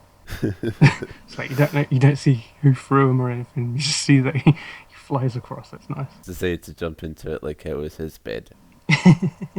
A lot of chair shots to the head at this point. It's the Outlaws who do it, right? The Outlaws throw some chairs, right? Yeah, there's a chair shot to the head from Gage on Mark, and then like almost immediately there's a chair shot to the head from Mark on Gage. Eric says that's how they do it in Oklahoma. Wait, who's from Oklahoma? The Outlaws? It's so weird. Are they actually from Oklahoma? Oh, these masked guys, these luchadors from Oklahoma. Well, maybe if that's not where the Briscoes from, maybe that's how they sort of like. Maybe that's how they tricked me, you know, because they said Oklahoma and I felt like, oh shit, the Briscoes, they are in Oklahoma. Who can possibly be them? But even so, I think it's quite strange to frame an essential part of Oklahoman culture is throwing chairs at each other. Yeah, I mean, I've never been, so I can't really judge. You get off at the train station or whatever for Oklahoma, and somebody just immediately Jim Ross maybe. Eric Gordillo is our encyclopedia here. He's our only source of information. We don't have internet here in 2002. We just have tapes. He's the only one we can trust. Tell us about the world, Eric. Give us your wisdom. There's a big part here where everybody's hitting a big splash from top rope to the outside through tables. Yeah, like every single combination gets their pick. Which one is Kenny again? Kenny is Jay Briscoe. Jay Briscoe. He goes for a superplex on someone through the table on the outside, but then he slips and he suddenly decides to become a coward. He doesn't try and climb back up again to do a top rope superplex. He just sort of does a suplex from the apron, which is probably just as painful but is less cool. IMO. So that was a kind of fun flurry of stuff, and then the Backseat Boys, Acid and Kashmir, run in. Kashmir clocks Gage in the head with a baseball bat. Acid hits him with the Yakuza kick. Acid's Yakuza kick still looks great. Mm. Then the Backseat Boys just run away. It was an alright match. VD are the new #1 contenders for the CZW Tag Team Championships, because that was what the stakes were in this match for the #1 contendership. Right. Now this is fucking crazy, because why would the Backseat Boys decide that the Hate Club should not get their tag team title shot? Is it maybe because Nick Gage is set up to face Justice Payne for the CCW World Championship and thus needed to have his schedule cleared up without looking weak? Yeah. So the finish was what it was. I didn't have the same reaction to the Briscoes. Do you have any elaboration on why you thought they sucked in this match? It's because they just fucking did. They just look so small, and they wore these shirts which look, see all of these indie guys who are really shitty and small. They actually have good bodies, you know. It's sort of like how Trent Acid, you know, he's built. They obviously put in a lot of work and whatever sort of fitness they keep up, right? But it's just that they make these aesthetic decisions, having those fucking elbow pads that are the size of their heads, and they have a wee hole in between them, and they just feel like you could slip off at any minute, and they just totally dwarf their arms and make them look like you're just bone and sinew and all that. And then also they wear shirts that look too baggy. They're not even tunics, which would be cool. They're just t-shirts which are a size above them, which totally hides their bodies, and it just it removes any sort of aesthetic value in them as wrestlers. And then the moves they did weren't very good, and I just hated them. I hate the Midnight Outlaws, but I love the Briscoes. So what am I gonna do now? I mean, I take your point. It's really fucking dumb, man. to establish these guys so well. They had the best match on your biggest show, and then you put them in these not even good masks. You know. I wonder how widely known it was that the Midnight Outlaws were Briscoes. Was it known on CZWfans.com? Were the audience clued in? Who knows? That might be one to pose to our listeners. Listeners, did you know? And why did you let it happen if you did? So, thankfully they only have 4 or 5 matches under that gimmick. At least a couple of them were at the end of 2001. So, we'll have a very limited amount more of the Midnight Outlaws. Will we have the Briscoes back in no time? Yeah, I'm not sure what they do in CZW, but obviously Ring of Honor ever present. Yeah, well that's good enough for me. Yeah. Might be time for a break. Yeah, 2 matches left, 2 of the big uns with the big stipulations and whatnot. Yeah. And yeah, you're gonna need a pee break before this, or else you'll pee your pants. Catch you in a sec. Okay. Alright everyone, what I'm gonna do is I'm gonna read you the process of urination. Urination, which we just learned about here by saying that we need to do it. Wikipedia /urination. Let's fucking do this. Let's fucking go for Okay, it. I've already found some headphones, so it's fine. Go on break. I'm reading Wikipedia. Fine. Keep reading. Urination is the release of urine from the urinary bladder for the urethra to the outside of the body. It's the urinary system's form of excretion. It's also known medically as micturition, voiding, uresis, or Aurelia mixtion, and known colloquially by various names including peeing, weeing, and pissing. Healthy humans and many other animals process urination as a voluntary tool and administer themselves to individuals of biological injury through using Tried being humble get no respect. Now the first sign of trouble, that's a hole up in your neck. Plus Hold on a second. You really just gonna put your feet next to my cereal? Are you serious? I found it. Stop touching it. All right, Cam, I'ma see you there. All right, Just blaze. oh baby.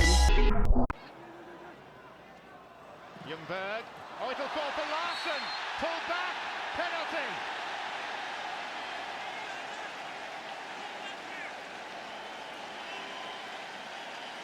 The offender was Lobo. And Henrik Larsson has a chance to put Sweden, who trailed, in front. He rarely misses. On the podcast account, I added Gabe Sapolsky and I was like, hey man, follow for follow. And you know what? He did. He didn't do nothing. No response. Nothing. Not a, oh, no thanks, mate. I'm sorry. Just ignored it. He just ignored it. I thought, sometimes I try and do things and it just doesn't work out the way I wanted to. And I get real frustrated and it's like, I try hard to do it and I take my time and it doesn't work out the way I want it to. It's like I concentrate on it real hard, but it just doesn't work out. And everything I do and everything I try, it never turns out. It's like I need time to figure these things out. But there's always someone going, hey Eva, we've been noticing you've been having a lot of problems lately, Maybe you better get away and maybe you should talk about it. You'll feel a lot better. And I go, no, it's okay, I'll figure it out. Just leave me alone and I'll figure it out, I'll just work on it myself.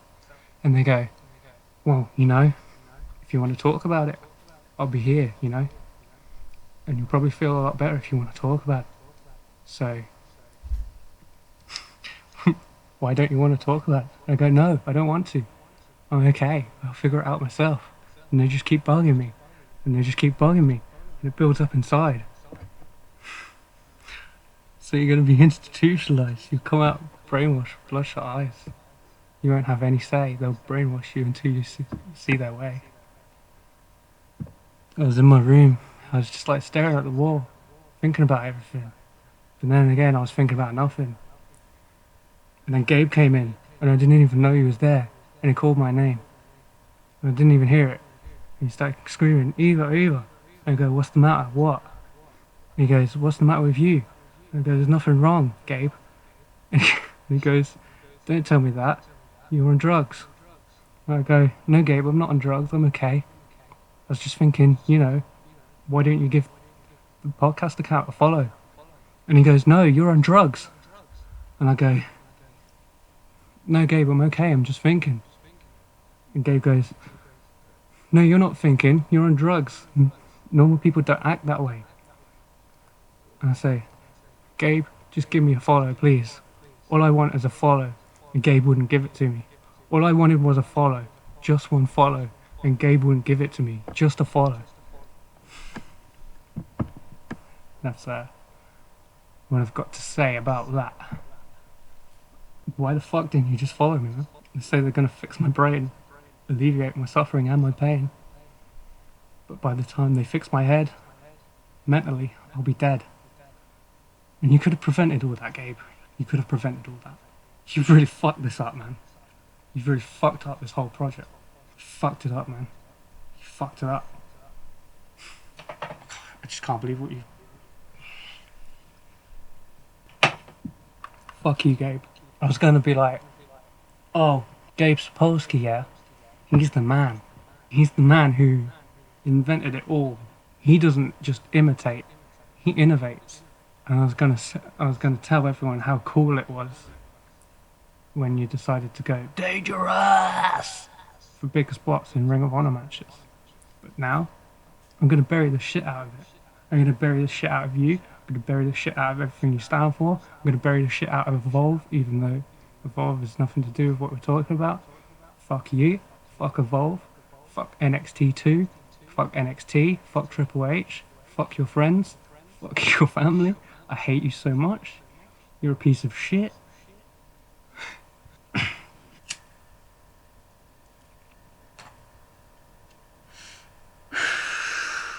You got me here smoking crack.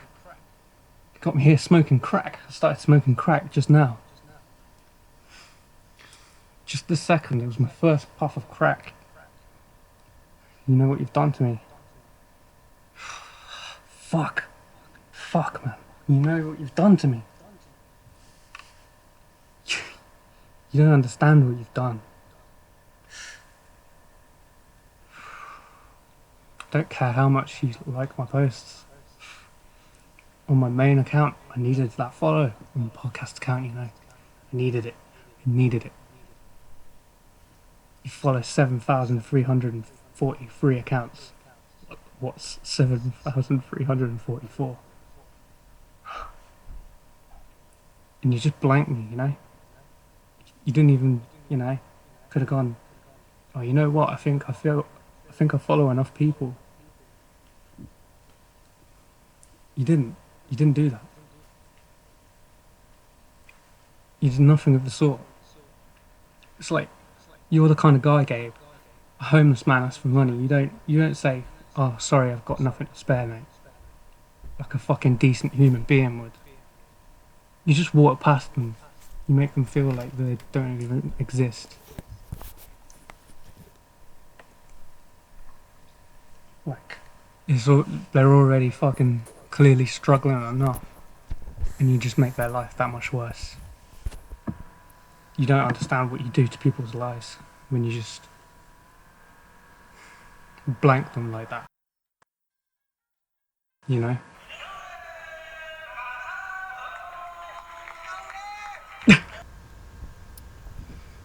I seem to have interrupted you during a passionate spiel. Yeah, I've been, you know, saying my bit. Been saying the things I need to say. I don't want this to just be dead air time. Got some shit to go off my chest. I'll leave it for you to to discover when you're editing this. Alright then, that's fine. I went on quite a tangent. Go off, Queen. Yeah, I saw that. I made a bagel, and it's really hot because I put it in a toaster. And that's how physics work. Yeah. That's pretty cool. Are you gonna like eat some of it? I mean, Wow. What if we just continued the podcast with both of us just eating? I'm in the file, CZW, the double crown, championship, triple fitness. So that's a shame. Well, is late, but it's still going to be really We like to have fun here at the REMP. See, I feel like you're being too professional buying an actual headset. So if we just eat on microphone for a bit, that will level it up. You can never get too professional with this. This is me compensating, just like putting a glove of cream cheese in my mouth before I talk. Trying to chew as fast as I can. I'm already finished. Since I'm a gamer now, that means I speedrun everything, including food. We can probably start on now. This is a match that we mentioned in the last podcast because it's Winger's title shot, I guess, for winning Best of the Best. Winger won Best of the Best, and then this is a lot of months later, and this is not his title shot as earned in Best of the Best. This is a title shot which Winger happens to have. So the Best of the Best didn't mean jack shit But it's cool here because not only is it the CZW World Junior Heavyweight Championship, it's on the line, but it's also the BGW Big Japan Junior Heavyweight title as well. Yeah, I only noticed that like at the end of the match. I think it's really cool, just because the idea of having a double crown junior title. 0-1 has a double crown right now. I actually think it's a triple crown, but anyway, it used to be a double crown, and it just like felt really cool. The whole idea of like you've got two belts that are one, I think that's pretty cool. Trent Acid, he comes out first for some reason, even though he's a champion. Hello everyone, I'm Jim Ross. I care about this sort of stuff. Trent, he's lost his shirt. We mentioned his shirt earlier, but he's not got it now. He's just got his bod, and there's some like really flashy pants. Eric is really furious with him, it becomes strange because the whole thing is that Trent Acid comes out and he's got two titles on. He's got tag belt on and one of his junior titles, and then he goes back to get his third title, and then all throughout he's doing this thing where he's pretending to be like tired, right? He's just going, he's breathing hard, and then Eric, he just goes, look at him, he's already blown up. Yeah, what an idiot. What an idiot. like, mate, I think he's playing it up a bit. Like, no, this guy's stupid. Look at him, he's taking all his belts out and he's exhausted. What a fucking loser. No, Hitman. No, I mean, Gargiulo. Trust me, it's fine. Ruckus, he looks smaller now, doesn't he? Yeah. The Hitman House said he was 360 pounds. Yes, he did. I doubt that, somehow. Yeah, I don't think he is that big, but it might be. I don't know. Maybe he's exaggerating because he makes a lot of fat jokes. Well, that is the thing, is that we actually do end up like getting a definite number with Ruckus. So yeah, it wasn't 360. So then Winger comes out, right?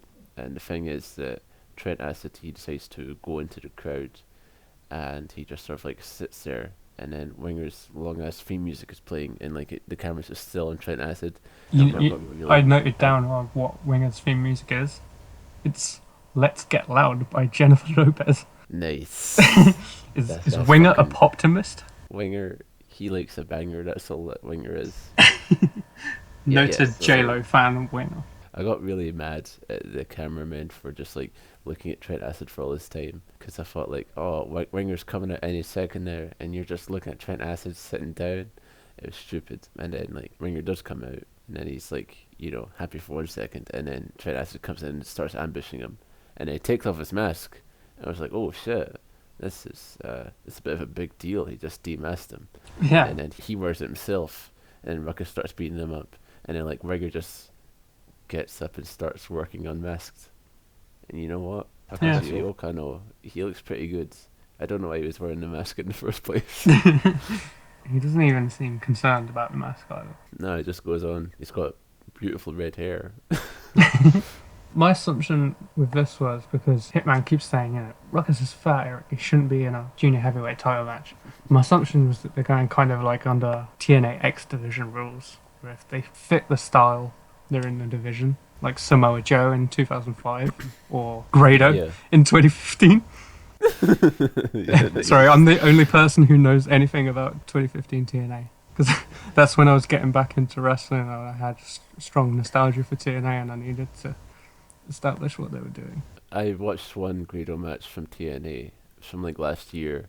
It was him against some guy. It was a Grado squash, which is quite strange because he's not a guy who's really tends towards squashes. But he had this really funny spot that I liked, which was that the guy had him in a waistlock and tried to lift him up for a German suplex, but he couldn't. Right? He couldn't lift Grado up, and Grado just says, "Hey, I'm not that fat." Yeah, Grado's alright. Got nothing against Grado. Yeah, he's cool. Hitman, he doesn't know how freeway dances work. At the time I thought it was stupid, but it was understandable now, just thinking about it now, because he's been through the best of the best, where freeway dances are this mystical thing where double pins might count. If you get pinned, then like you're eliminated, and then the other two have to go into the second round. So I can understand his confusion here, but as in like he goes, oh, Ruckus can't beat Trent Acid or something like that, right? And then and then like Eric just goes like, oh, he doesn't have to pin Trent Acid, he can just pin Winger to win the belt. And like, I think him just goes like, no, that'd be fucked up. I need that on a WWE show. Now the champion doesn't need to be pinned to lose his title. Imagine that, it would be fucked up. Fucked up if true. The crowd, they start chanting "backseat bitch," which you know, just to explain it for you, it's a play on words of the name of the team of Trent Acid and Johnny Cashmere, who are called the Backseat Boys. Instead of boys, they call them bitches. Holy shit! Revelations. And then Winger exit on because you know, he also thinks that Trent Acid is a bitch. He's wrestled with him long enough to get rid of him as a person, and he's decided that he's a bitch. There's the point in this match where Trent Acid drops Winger with some kind of facebuster thing, and Hitman says, "He dropped him face first on his face." Was this the thing that Eric Gargiulo called as a Blue Thunder driver for some reason? It might have been. It might have been. Man, that's Eric. Baby. Eric is supposed to be the good one. There's a really fucked up spot in this, which I thought was cool. It's a really junior thing to do, where it's like convoluted, but it works, and also it doesn't really work, because Trent, he has Winger in a waistlock, right? And so Ruckus runs the ropes, and he flies over both of them because he flies, and they both duck, so he flies over him and does a sunset flip. So he does a sunset flip to Trent Acid, who then German suplex Winger, but because of the chaotic nature of it, Winger like fucking bumps his head on the bottom rope. It looks like it really sucks. Yeah, he took the brunt of that and just cracks into the ring.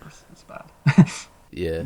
It was alright, but it didn't look like a good bump to tick. Yeah, and then Ruckus, when he's alone with someone, he does this strange sort of move where I'm pretty sure I've seen Hajime Ohara do this in Noah, where like he gets you up in a dominator, right? Then he like from the dominator position, he like ripcords you off and does something, and then like Eric just calls it the gut wrench. Excuse me. There's a reverse Rana from the second rope by Trent Acid on Ruckus, and one of the commentators says he calls that the LSD. Yeah. Okay. Like, how common is this move that he does? A reverse Rana from the second rope that he has to give it a name, and it's called the LSD. Well, like, does this necessarily denotes that an LSD means it's from the second rope? It might just be that this was a super LSD. SLSD. I think this part goes to counter what you said on the last episode about Acid not seeming like a drugs guy. Oh. He didn't necessarily seem like a drugs guy as in like he has problems to me, but to me he definitely comes off like he parties hard. Unlike Chris Hero. Yeah, that makes sense. This guy parties hard, he tries to find the female fans in the audience to fuck. That's my presumption anyway. He's trying to find a woman to fuck in a CZW audience? What the fuck's with that? Well, Chris Hero, when he's done with a show, he probably watched like Toryumon tapes. Yeah. Yeah, fucking nerd. What a nerd who's really like us. Chris Hero follows me on Twitter. I shouldn't talk bad about him like this. Does he? Yeah. I've got some weird follows apart from Game. Got quite a few deathmatch wrestlers. G-Raver. I don't like talk about G-Raver now because he's a vanity searcher, and like I don't even like when vanity searchers. Even when you're saying something positive, I don't like it. It invades my privacy. I remember one time I was watching this Noah show from 2017, and the opener featured Ryon Fujiwara, and there's this clip that I clipped out where he's going around the ring and high-fiving people, and there's this old guy who looks like not very enthused by him, but then like just like when he sees the hand out, he decides, okay, I'll give you a high five, buddy. And then I posted that, and the whole sentiment was just sort of like, haha, what an awkward situation for Ryon Fujiwara to find himself in. And then Ryon Fujiwara liked it, and then added a comment. I was like, I'm never going to fucking talk about you again. Yeah. Wrestlers, stop vanity searching, guys. Come on. If we want your attention, we'll at you. Yeah, totally. And if fucking goddamn Trent Acid wants my attention, then I know what he'll do. He'll do an acid bomb onto a chair. Hell yeah. And then after that, what happens is that Ruckus does away with Trent Acid, and then he 450s Winger, who got acid bombs, and then he pins Winger off that to win the double crown. Yeah, new champ. Woohoo. New champ, Eric Gargiulo, is very proud to have Ruckus as the double crown champion because, you know, that's a champion you can be proud of. The hell with Trent Acid, he says. But then Johnny Cashmere and Rockin' Rebel come in the ring.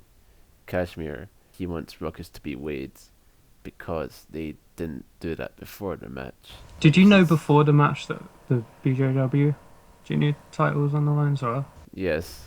Okay. That's Well, what they said. okay. Well, I wasn't paying attention, and Cage Match doesn't state this for that it's a double title match. Strigger. Strigger did not watch the show. That we got two new Strigger things now. We've got Mr. Strigger, and then saying his name like Skinner. Saying his name like Guile does to M. Bison in the Street Fighter version, just like will fire Rooster behind you. But yeah, Strigger, you've missed out on the opportunity to comment on title unification, which I think is a very precious thing that none of us should avoid ever. So goddamn, you fucked up. But anyway, I actually followed Strigger just in case he blocks me.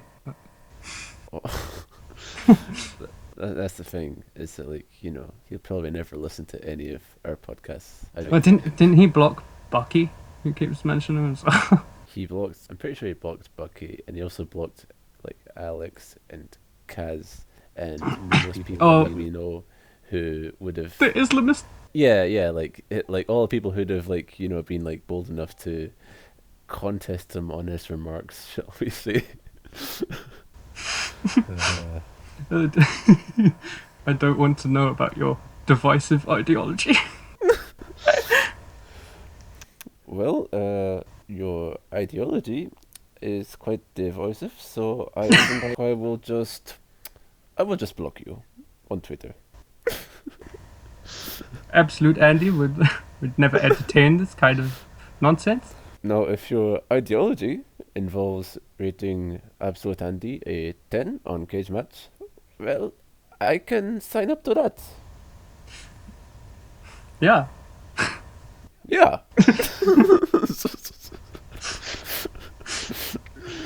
We're just like talking to each other both as Strigger. Yeah, Strigger. You also like Absolute Andy of a Strigger? Yes, but I must say I prefer Shigehiro Irie. Yeah, I must say he is best Japanese wrestler at moment because he works where I can see him. Strigger's police officer just going, keep your hands where I can see them. So, Ruckus, his status as a junior heavyweight is in dispute, right? So Johnny Cashmere comes in, he's on the case, he's got a weight scale. Ruckus, he just sort of gets on the scale, and turns out he's like 245 or something like that. Apparently it says 290. I wrote 290. 290. Wow. That's probably fake, but you know. Yeah, it's probably fake, because like, best of best he was like 260, they said. And here, as I said, he looks smaller, so it's a definitely worked number. It's like a fucking work. It's fake. Yeah. One thing I find out about Ruckus is I've mostly seen him during this sort of period, but apparently he like slims down, and I'm not sure I like that. I want him to stay fat. I want him to stay fat, regardless of, you know, his health, his well-being. It's kind of like Jimmy Lloyd. Yeah, he waited ages to be able to be legally old enough to smoke a cigarette on the way to the ring, and he did it in this awesome match. Yeah. against it was Eric Ryan and Marcus Crane, which is still my match of the year so far. But then he moved to vaping. Like, what the fuck? Oh. You waited that long to smoke cigarettes on the way to the ring, and you're a vapor now? What the fuck? Get out of here. Man, that's disappointing. My mum wants me to start vaping instead of smoking, and I'm just like, I don't like it. I will never do this. Yeah. I don't know about vaping. It seems like a delinquent activity. And Yeah, just if you want to quit smoking, just get some fucking patches. I signed up to DeviantArt, not Delinquent Art. No thank you. So, Ruckus, he's overweight. I don't know why you didn't. That's the thing, is it like... Yeah, if you'd raised this concern before the match, could have just had Trent Acid versus Winger again. There's dusty finishes, right? That are, like, you know, you can get tired of him easily, but they make sense. We're just like, oh, you threw the guy over top rope, that's not NWA rule, and that's fine. But going like, oh, you weren't meant to be in this match, which we had plenty of time to change before, and now you, like, your victory is invalid. Like, Yeah. no, it just doesn't make sense. It just feels as if like you're trying to look for a dusty finish to do. And I'm not, like, I know Rockin' Rebel has got his whole athletic commission gimmick, but can he overrule Zandy? Yeah, as in, I don't get it, man. Yeah, it's a silly finish, but it was a fun match on the whole. Well, there's a bit more to go, isn't it? Oh yeah, of course. Yeah, because Trent Acid versus Winger does then happen, and what happens is Trent Acid tries to go for a kick, Winger catches it, and then like Winger gets the weight scale and starts beating everyone up, but then, oh no, Trent Acid kicks into his face and pins him. And it's... I don't know, I was thinking recently about like Suzuki-gun and Noah, mainly in how I feel like a good opinion to have is that if it cut off at 2015 rather than going a full year more, it probably would have been better on the whole. Even so, it would have been good on the merits of matches like his one against Takayama, Minoru Suzuki versus Takayama for the GHC belt. Did you ever see that? No, I've seen. I think the only Suzuki Noah match I've seen was against Segura. Well, it's this match where the whole concept of Suzuki-gun is still like new enough in Noah, where like them doing interference and heel tactics is fucking outrageous. People are just like spitting at them, like throwing trash, rioting and all that. Not in that match, but just like generally. And like Takayama himself is just like so broken down and old that like him like trying to fight through us is just like the most like heartbreaking shit. And it's one of those matches where like when I've been talking to others, they've sort of said like it can be hard to feel good about it because like the heel stuff works so well. Do you know what I mean?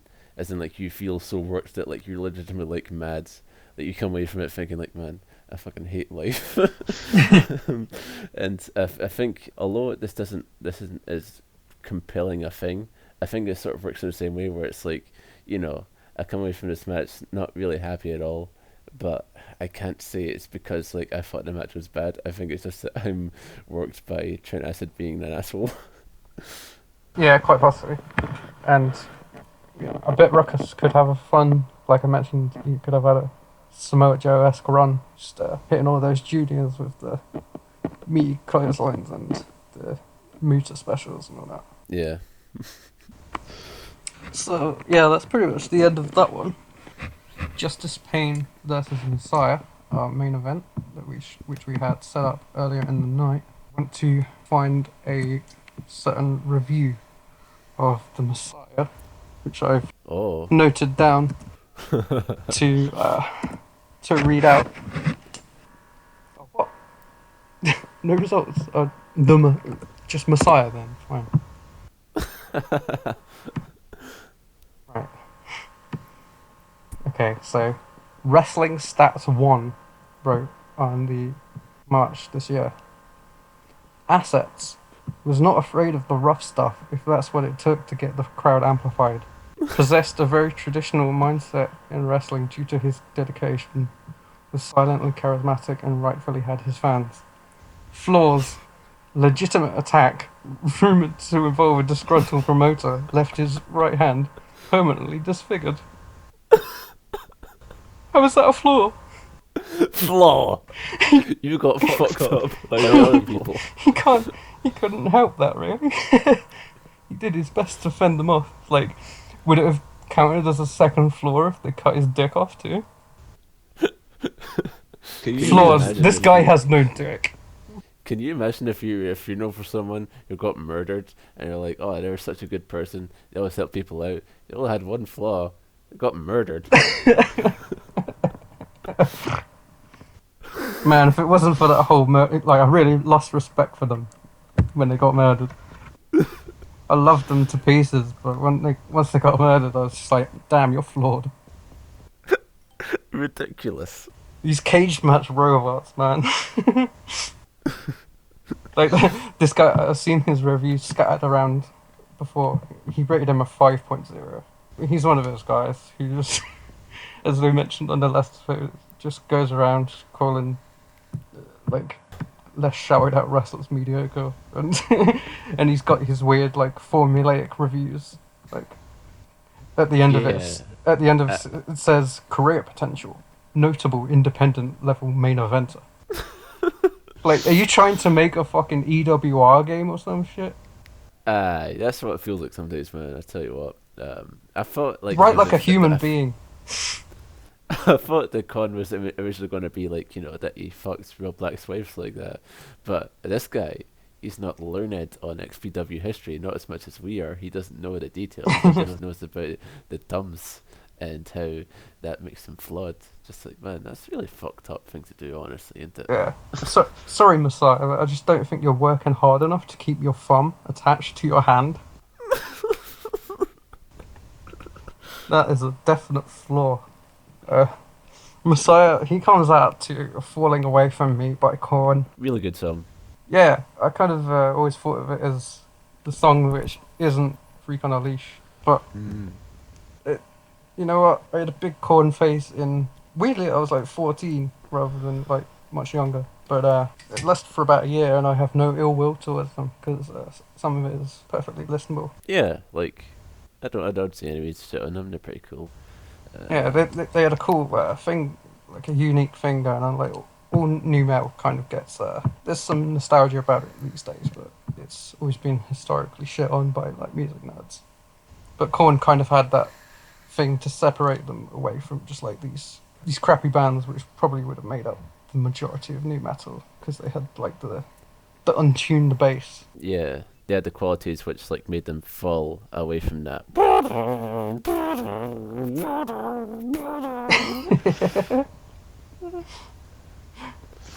Yeah, got no Just beef with Korn, although corn beef is a thing that exists. Corned beef is... Do you like corned beef? I'm a lifelong vegetarian. Just as pain. You're just moving on from that? Yeah. Just as pain. Well, he looks beautiful, doesn't he?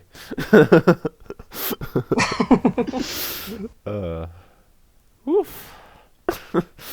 This match, they waste no time. They start throwing punches at each other straight away. They're brawling on the outside. At one point, House says, what kind of a champion is an XPW champion anyway? You're a champion of a porn organization? Yeah. God, Julius says, it means you're the champion of porn. What does he get as a belt? A box of tissues? So good. Yeah, good line. Like, you know, I really don't know about the superiority that CZW feels it has over XPW because I don't think that they're above that. I really don't. I mean, I did do a bit of research on Rob Black and Lizzie Borden. And when I say research, I don't mean fucking watching that shit. I just mean having a look at some of the things that they produced, directed. Yeah. Rape is very prominent in what they did. Oh. I would say that XPW exists in a world below CZW. That is fair. In an ethical world. Yeah, so they make the champion of porn comment. There's a you fucked Lizzie chant. It's a you fuck Lizzie chant, right? And like this is how I learned about it. And like Messiah, it's really weird because like he's like this guy who like is coming in and he's really intense and all that. But then like he hears the Lizzie chant and goes, no, don't do it, no, I don't want to hear it. It's really weird. Yeah, he's almost coy about it. Like They say that if Messiah wins tonight, if he gets the CZW belt, he might take it up to California. Back to XPW, which in response I went, ooh, because that's scary. That's a scary possibility. yeah, I like when commentators refer to other companies just by where they're at. So dismissive. I love it. Oh, he'll be in New York soon. Doing what in New York? There's lots of things to do in New York.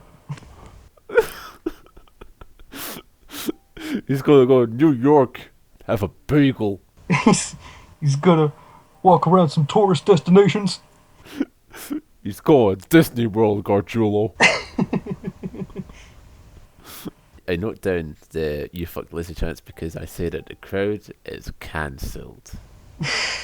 Because I think that whole business of like chanting about sexual relations of a wrestler is quite insidious. I always think of that like one Raw after WrestleMania where it's like a divas match, like an 8-woman tag, and like a lot of the wrestlers within are girlfriends of popular male wrestlers, and they just start like you going, oh, you fuck Cena, you fuck Tyson, and it was disgusting, honestly. Yeah. So What year was that, do you reckon? I believe it would have been around 2015. I remember something similar when they did their first Women's Royal Rumble. They didn't say, like, they weren't as explicit as that, but, like, Michelle McCool comes out, they chant Undertaker. It's like, oh, shut up. Let them have their thing, you know? It really is just, like, the most idiotic thing of, like, just, like, having... You don't actually have a brain, you just have a wee light bulb that goes off, like, Undertaker. Just, like, word association. I read about this on WrestleZone.com. Oh, Christ. Cage side seats, you come in handy once more. This is... What do you think of Justice Pain here, generally? What do you think of his performance? In this match, I thought both guys really impressed me. I really enjoyed this. Yeah. It felt like a rewarding main event, rewarding us for our patience that we had to show at times during this show. Yes. Even with the inconsistencies about Justice Pain's face-heel allegiance, I thought that he had the role here of being the defender of CZW. He was the CZW champion. He was representing the company in this battle against one of its main competitors. And he did really well, just as like showing a lot of fire, showing a lot of intensity, showing the hearts that you would expect a company ace to have, really, honestly. And so I liked it, and there's a lot of like tables here. There's a fucked up thing where like Justice Pain sets up a table in like the ring, and he doesn't put it on the corner, he just puts it on the kind of on the corner and kind of on the ropes as well. And like he didn't actually, so like you know how I'm going to reference video games here. You know how if you put a table up in the corner, the whole thing is that you have the table legs folded. Well, this time the table legs aren't folded. They're just like a set of them sticking out, and that means it's like quite rickety. And the thing as well is like Justice Pain, he sets up a table and it does not immediately go to use it. So it just means they start doing these bumps, and meanwhile the table's just like having a bouncy castle birthday party or whatever. It's just sort of tension that you would see in like fucking like Brian De Palma's Untouchables when the baby carriage starts falling down the stairs. Right, I've not seen that. It's fine. Don't worry about it. Oh, thank God. Oh, sorry, I'd have to watch that straight away. And then there's like a part where, yeah, I figured out like the signs of things here, signs of Eric Gargiulo, because like he's saying how like Messiah, maybe something like, oh, Messiah's not really getting off the ground here in this match. Justice Pain is beating him up a lot. And then as soon as it says that, Messiah pushes Justice Pain off and onto a table, and he goes, "Excuse me, Messiah." You know? Yeah, this looked really cool because there was no, unlike the match with Mondo and Ian Knox, that involved a big setup with setting up this thing for us to bump through.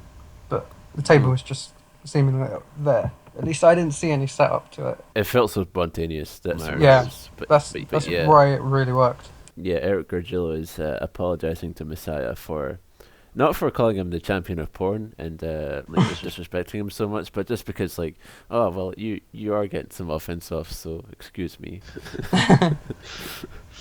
Justice Payne throws a chair at Messiah's head, and it looks perfect because it stays wrapped around his head. Yeah, it does. I like it. Fuck you, Benoit, for ruining the stuff.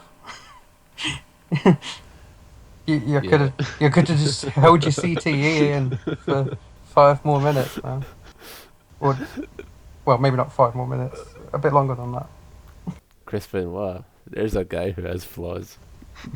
Yeah. Wait. I'm actually gonna try and look up if Wrestling Stats 1 has written a review of Chris Benoit. Do it. I'll wait here. Yes, he has. Holy shit. Okay.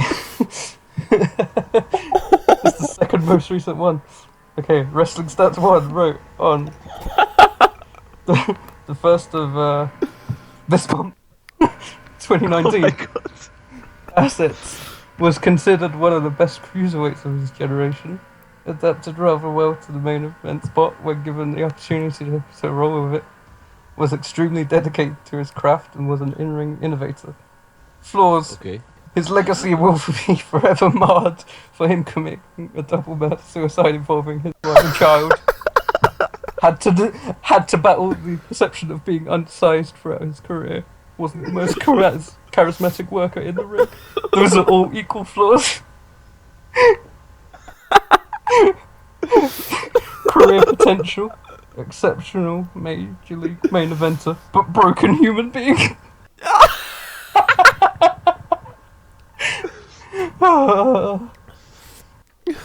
These cage match robots are too much. Chris Benoit, he's a bit of a vanilla midget, as Kevin actually say, and also he killed his wife and done it himself. These are all equally bad things.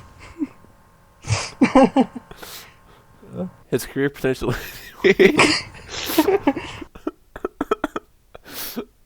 Exceptional. This guy. Exceptional major league main events of a broken human being. That should be someone's gimmick.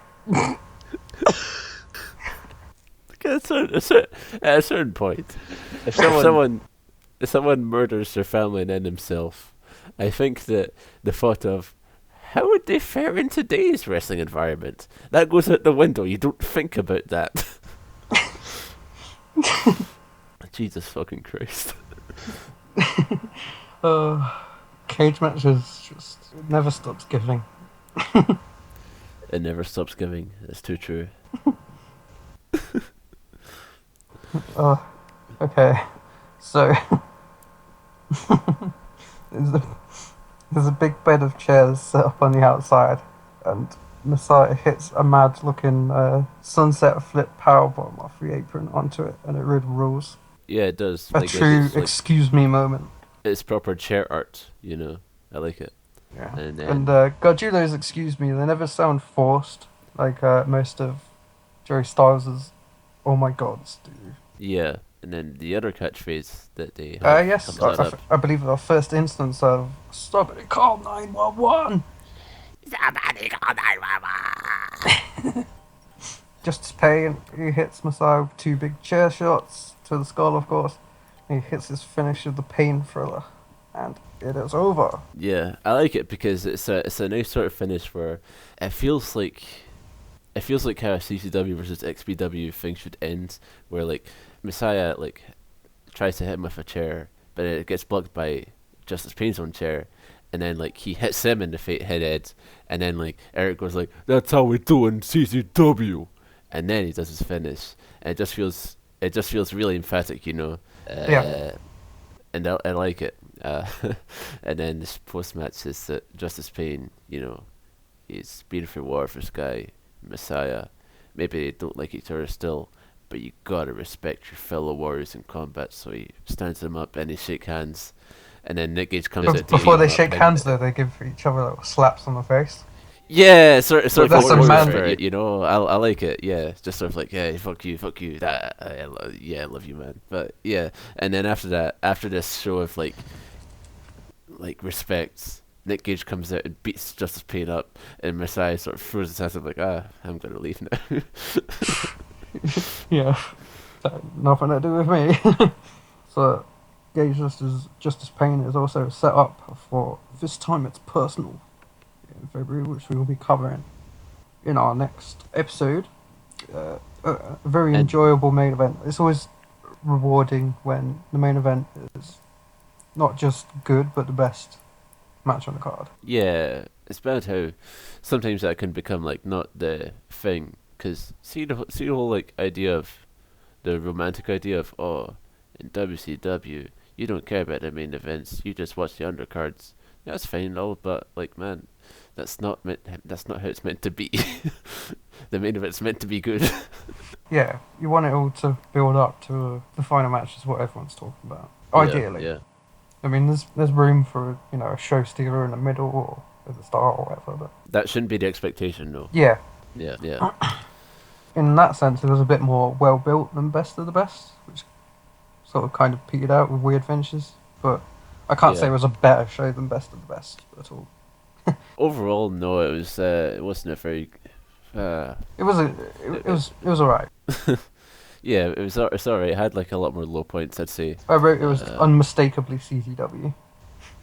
Unmistakably CCW, which is what we're here for, you know. Yeah. You can't deny that, honestly. Did you note the name of the editor of this show? No, I didn't. His name, the guy at Smart Mark Video, his name is Mike Robles. Robots. Which sounds like an Eastern European delicacy chocolate. Striga, would you like some Robles? Yeah, I would love some Robos. It is my favorite snack. Along with, I love to have Robles when I'm feeling naughty. I wonder if Absolute Andy also likes Robos. If so, he would really be the Absolute Andy. If he does, then he has went up in my estimation. He is now 11 out of 10. 11 out of 10.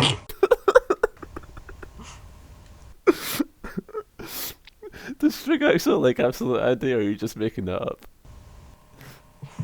He probably does, but I'm using creative license here. So yeah, for this show is alright for every Ty Street or Billy Peter or the Midnight Outlawz. There's always some kind of cool, crazy spot that they can fall back on. At least 2 or 3 of those things you mentioned were great. You're talking, of course, about Billy Peter. And also the man with no name. No, it's the hold on. Oh yeah. It's Eric's wording. it's the guy who nobody knows who his name is.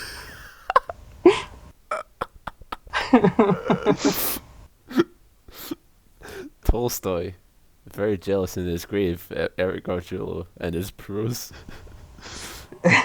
Yeah, that's pretty much all I've got to say on the entire show. Now it's time to get to the Q&A. It's a it's a good one this time. We've got one question. I'm thinking we might reserve questions for like bigger shows. Like there are some very big shows coming up. Like I mentioned, the first Ring of Honor show, an IWA Mid-South anniversary show with a big acclaimed Hero vs Punk match. Got Best of the Best 2 coming up. Got Tournament of Death. It's all happening.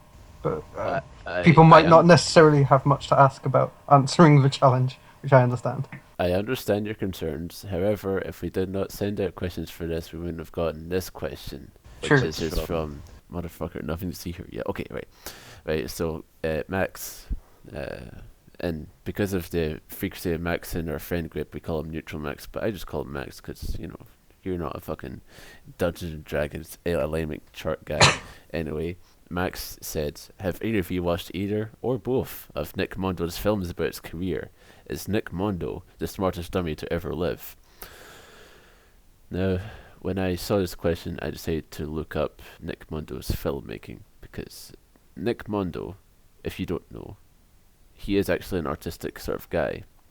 His main thing that he does after having retired from wrestling, or at least just gone away from it, is filmmaking.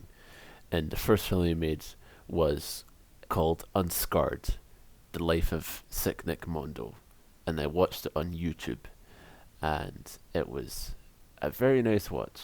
Yeah? Yeah, Nick Mondo as a filmmaker is a bit rough around the edges, because the basic premise of it is it's just basically just like a lot of interviews and like clips of like him wrestling and all that, and it's like the transition between them can be a bit like rough sometimes, you know, as far as timing goes, and also like audio levels, but like, you know, it's ignorable enough. And it's funny because the way it starts off is like he says like he says fans have always asked me what's the most painful thing I've ever took in the ring, and then like, see, first of all, I'm expecting them to say some deep shit like, oh, it wasn't a bump, it was like the pain of fucking being alone or something like that, right? But instead he just says, oh, it's the time I got a weed whacker to the tummy.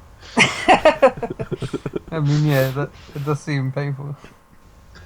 And then like, that's the way he starts off, because he says like, oh, I can't explain to you in a sentence why I took a weed whacker to the stomach, so let's start from the beginning. Well, he gets to the weed whacker bit, and you know what he says about it? He says, oh, I really wanted to impress the fans. That's one sentence. You could have said that at the beginning and avoided all this. And second of all, it goes year by year in his wrestling career, and he says that 2001 was a dark time for him. And the reason he says that is twofold, because he says that he was really going through depression, and also he wrestled this match wherein the ropes were taken down and replaced by barbed wire. So, you know, a lot of things going on in Nick Mondo's life. Also, it was a dark time in his life because he was made to put 2 chairs to his face by the Briscoes, who were like, hey, this will look cool. Somehow this avoids mention and no one knows tale of things. What? He left that out of his story? It's a pivotal moment. Well, he does have another movie called The Trade, which I did not think to find because I didn't really want to, but I'm sure maybe that like goes into detail more about it. But yeah, it was a nice movie. Like, I would recommend that you watch it. Yeah, I probably would have watched that if I didn't have like really bad laptop problems at the moment. Yeah. I'm like behind on all the wrestling that I like to follow. It's a bad time. I'm pretty much only just watching this stuff. Nice. That's a good way to go about life, I think. I can only enjoy what either Zandig, Ian Rotten, or Gabe Sapolsky feed up to me. The Three Musketeers. The 2 Musketeers and 1 cunt. Anyway, thanks a lot to Max for bringing it up, because I'll make an attempt to watch it soon. Yeah, making us really smell the roses on this journey, the journey to being of the REMP. So I guess that's pretty much us. Yeah. Now, I got a VK obviously, and just yesterday I finished uploading all of 1998 All Japan, and that includes not a lot of the TV in full, because it's not available elsewhere aside from if I have to pay for it. But I still do have full uploads of the Tokyo Dome show, the 25th anniversary show, as well as the final show of the year, which I uploaded last, which was the finals of the Real World Tag League, which among other things, including the Real World Tag League final, is Giant Baba's final match. So that's of note. And then from now I'll be uploading 1998 Rings, and then moving on to 1999 All Japan and whatnot. So look out for that. Yeah. I've got some shit up as well on my VK. I'm too paranoid to like advertise it properly. But if you DM me and you want to watch some like 2008 Big Japan, I'll give you my profile. There's some really good matches on it. Some incredible stuff, to be honest. Yeah, stuff that you can't really find anywhere else without buying the tapes. So. Yeah, without buying the tapes. And guess who bought the tapes? You. Yeah. Thank you, Mr. Lynch, for your swift service of tapes. I may return in the future. Please never listen to this podcast. I want to keep using you as a customer. Yes, please. Please go away. And to all listeners, thanks. Yeah, love you. Cool. Okay, I'll just press stop. God, I fucking hate those listeners. Hey, we're in 7-Eleven here in Fukuoka. Pretty much everything is the same as America. You know, you got gum, soda, konnichiwa, yeah, gum, soda, candy, hot dogs, octopus. Oh man, check that out. Yeah. I don't think so. It looks like sponge or whatever that is. Not good. Ugh.